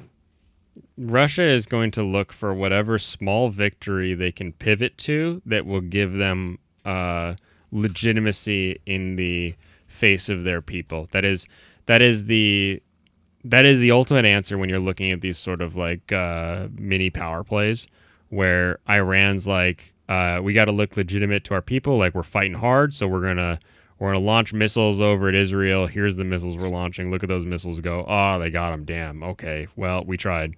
And Russia's going to be like, all right, who can we realistically either conquer, or in what way can we sort of make this a mini victory? I don't know. World War III is it's an interesting World War proposition. III would have to necessarily involve them continuing to invade Europe, and I just don't think that's going to happen. Could they take over, like, say they could actually accomplish taking over all of Ukraine? I don't think that would still happen. Nor do I think they're going to try. Pilot can be started manually, but you've never resorted to it. Yeah, but then the fan, that's the only part, man. Getting that heat around the house is still an issue, isn't it? I do wonder about getting some sort of like stove piping, so that I could start like a fire and then just have that stove piping like heat throughout the house. That would be kind of nice. But I think my solution right now is just solar power, having all of my backup solar, and then I can just plug into that basically. We really like to build out a system on using deep cycle batteries and solar panels. Yeah, the solar panels are, even in Seattle, we're making way more power than I thought we would, to the point where I'm getting more batteries to store that power. But I found this old guy online who he's getting really old sort of nickel batteries, like the old school type of battery. And he's like, these things are just bulletproof. The ones from way back when still work, and they don't have battery memory. And I'm like, oh, okay. But they're freaking huge, though. They are massive, I would say. Blaine's a real prepper, not like the posers. No, okay. Here's why I say I'm not a prepper, because I know people.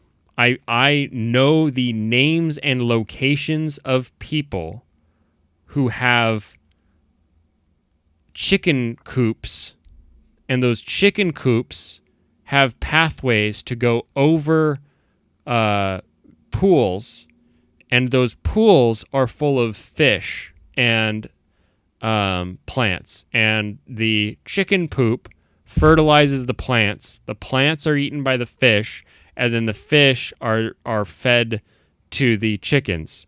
And they have these little mini ecosystems they have developed where they're like, I'll have food for an eternity. So when someone's like, oh, are you a prepper? My brain goes to that guy, and I'm like, nah, brah, I don't think you know what that word means. Like, you have close near my friend. Oh, nice. Yes, but actually, no. Yeah, it's like, yeah. I am prepared. I am not a prepper. That's the difference. Yeah, if you're ever at SakuraCon, you might see me. I do a panel with Serranos here, and then our buddy Jay. Yep, I went out for the first time wafus in my life. Yeah. The first time in my life, I went to a convention. You don't know what that word means? You don't know anyone like that?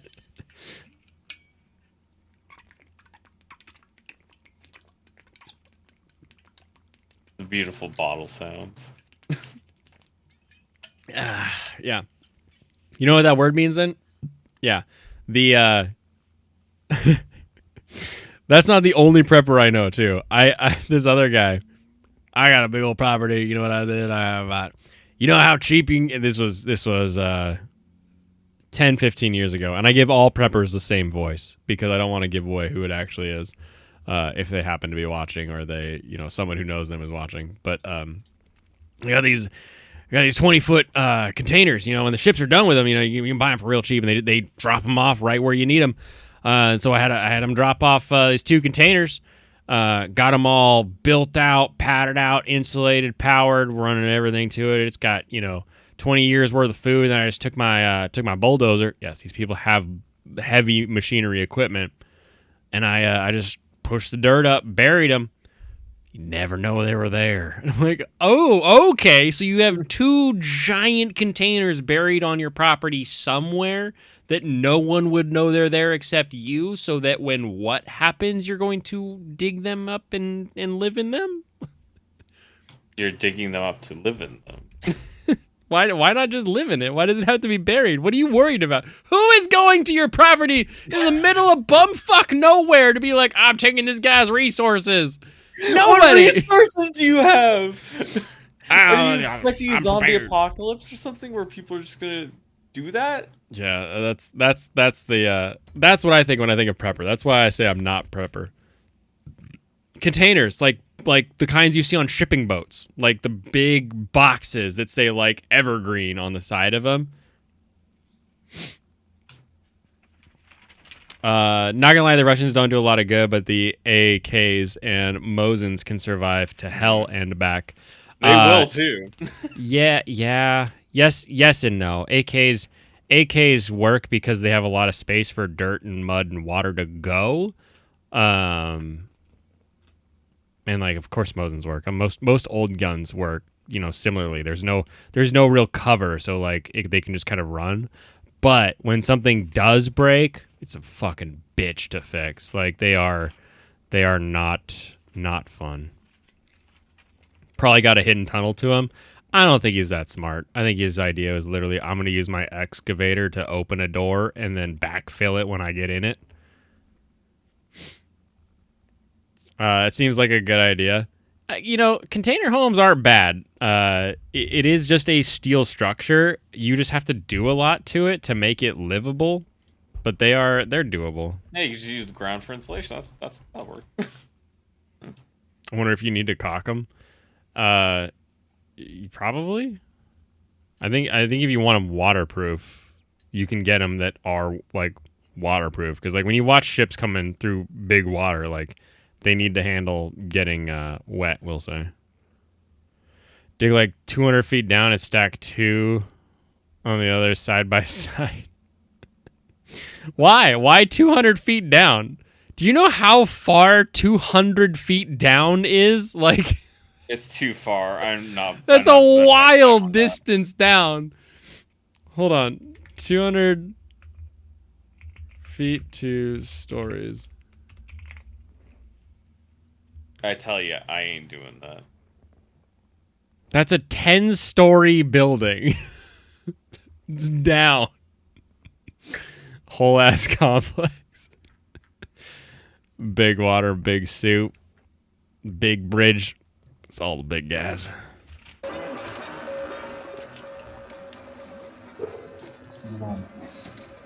We're getting the fuck out of here.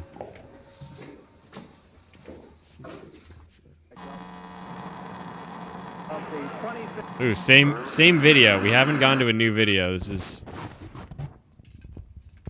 Oh, what's in the? Poland video.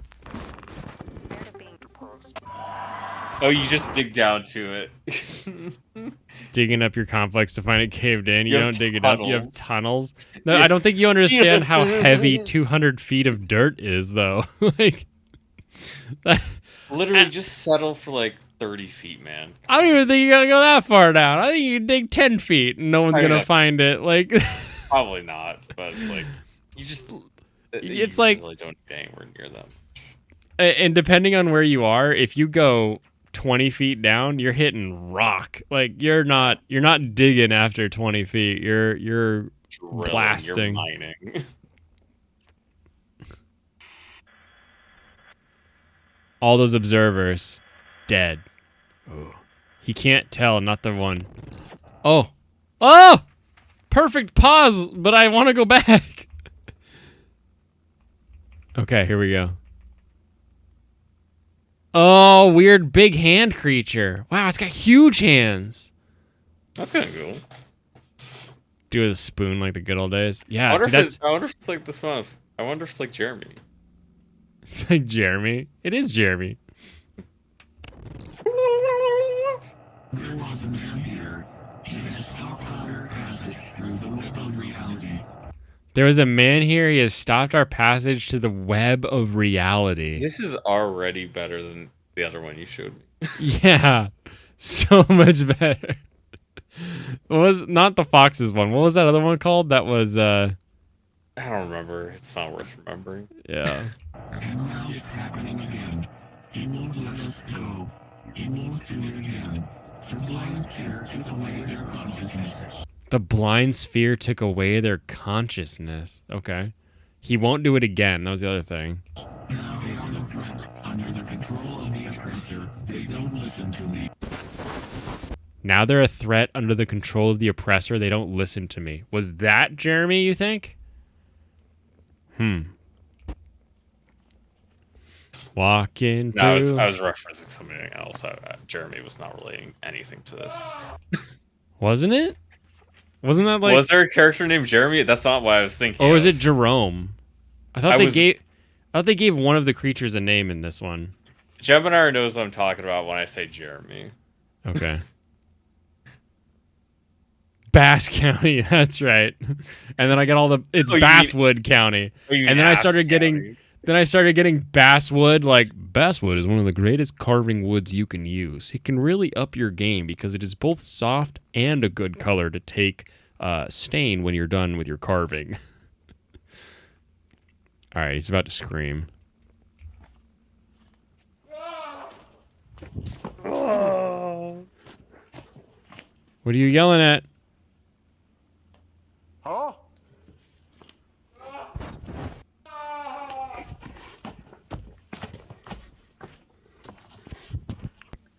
You can get Is he in the hole? You can get down there?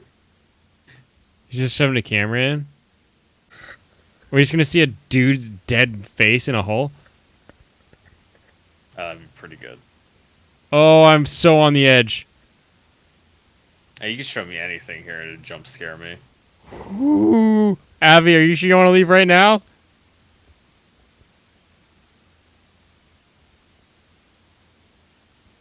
Oh my gosh. Don't do it! Do it!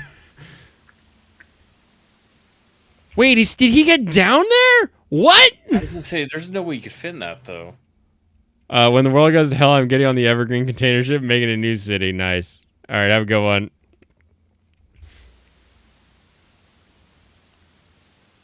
Oh my gosh. Like, yeah, how did he squeeze into this tiny hole? And what happened with the guy that was screaming? I thought he was just sticking the camera, like, in the hole for a second. Oh, don't pick it up. Don't pick it up. What is it?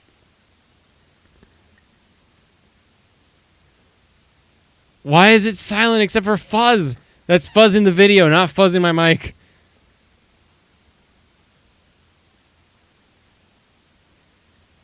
God.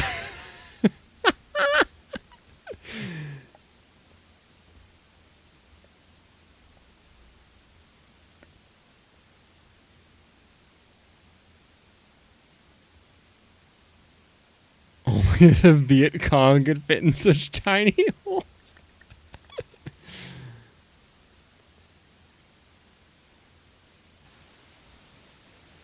Oh no.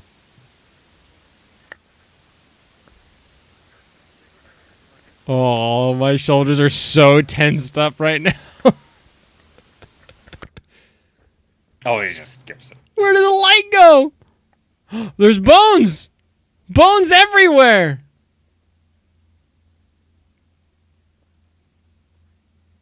But what ate them? They didn't see me. What do you mean they didn't see you? Oh my goodness. Okay, that takes some confidence in your story. We're gonna figure that out later. We're gonna do it later, man. Okay, Tex Moon. I don't know how this only has 4,000 subscribers. But that took some balls. To say, I'm going to have this guy hear a shout and do that thing where the camera's panning back and forth, and then we go down into the hole. We start looking around. You got the flashlight, right? The perfect jump scare setup. We're looking around. We find the creepy bones. We find the stuff, and at no point do we get a monster jump scare. Yep. Nothing. And then it's just like, oh, they didn't see me. Like, oh my gosh, what did we not see? Like that is confidence in where your story is going. I love this. Makes you want to make a horror game? Oh yeah. Big Fat American Ass can never. I don't think most adult humans could fit in that hole. I think that guy just squeezed in. He's like a caver. He's a caver kind of guy. He's a Ted kind of. Ooh. Oh my god. I fell off my table. I can't even lean onto the desk. All right, 17 and 16. I need to finish this freaking Gunpla at some level. All right, just right off the bat. It doesn't remember. Wait, it doesn't remember form? What did that say? It doesn't remember the first form. Oh, its first form. All right, you're off for real this time? All right, have a good day. Have fun.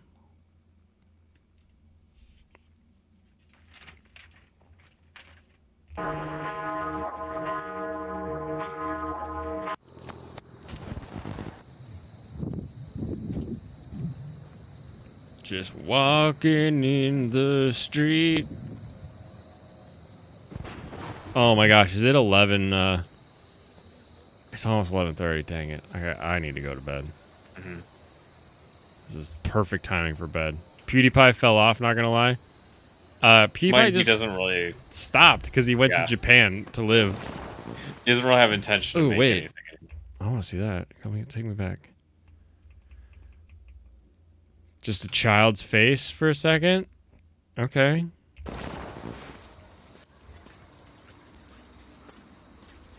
PC 1.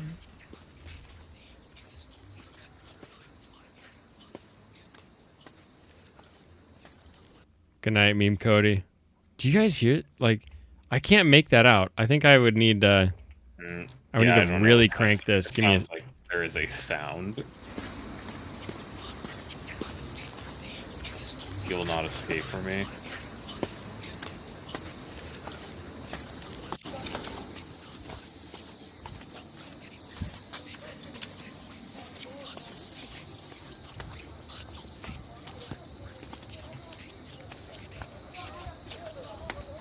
Something, Amy, yourself, stay still. Like, I can't.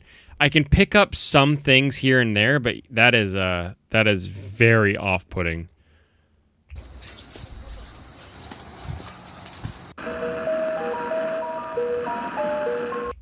Mysterious accident, 3 dead policemen. On June 11th, around 4 a.m., there was a car accident on the road from New Kindlian to Blakewood. The car carrying Benjamin Fisher, suspected of conducting painful experiments on humans and animals, as well as breaching security at a lunatic research facility. 3 policemen's bodies were found at the scene, one of which was skinned. The whole becomes even more mysterious when...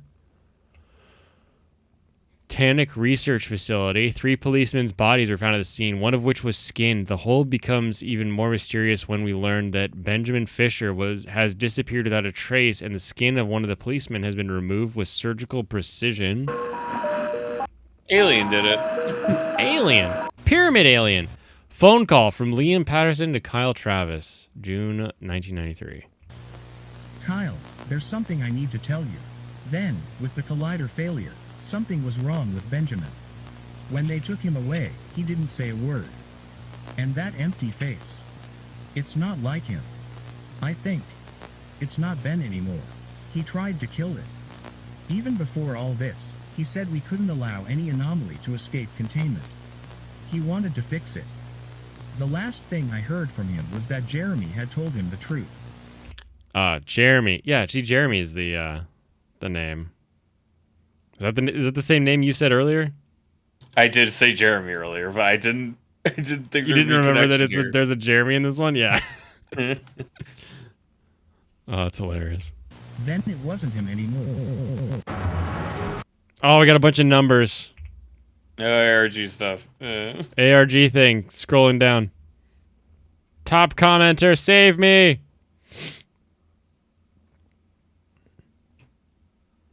142 binary to text translation. That does not make any sense. Description is a veneer cipher and translates to Katie, Marcel, James, Tyler, Jennifer, Benjamin, Chris, Idopgdot. So the description of the video has a funny cipher in it. Oh, my lights turned red as well. You tried to code the table of numbers at the end of the video, and the results is the message with backwards letters, which when viewed from the opposite perspective looks like this. Try to translate into some languages, then getting results. They could be randomly placed letters that don't need rearranged to form a sentence. It's a cipher. Here's what I could get. Jerry let him live. IDOPGDOT thwarted his plans. It won't delay the AHCPS. The VPID will devour all light. The void will devour all light. Okay. Interesting. So, yeah, so there's like ciphers and stuff in this. Whatever IDOPGDOT is, that's an interesting one too.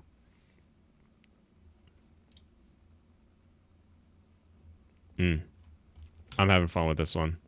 Yeah, I'm having fun with this one for sure. Numbers was this Deuteronomy. We'll finish the Gundam another time, probably next Tuesday then.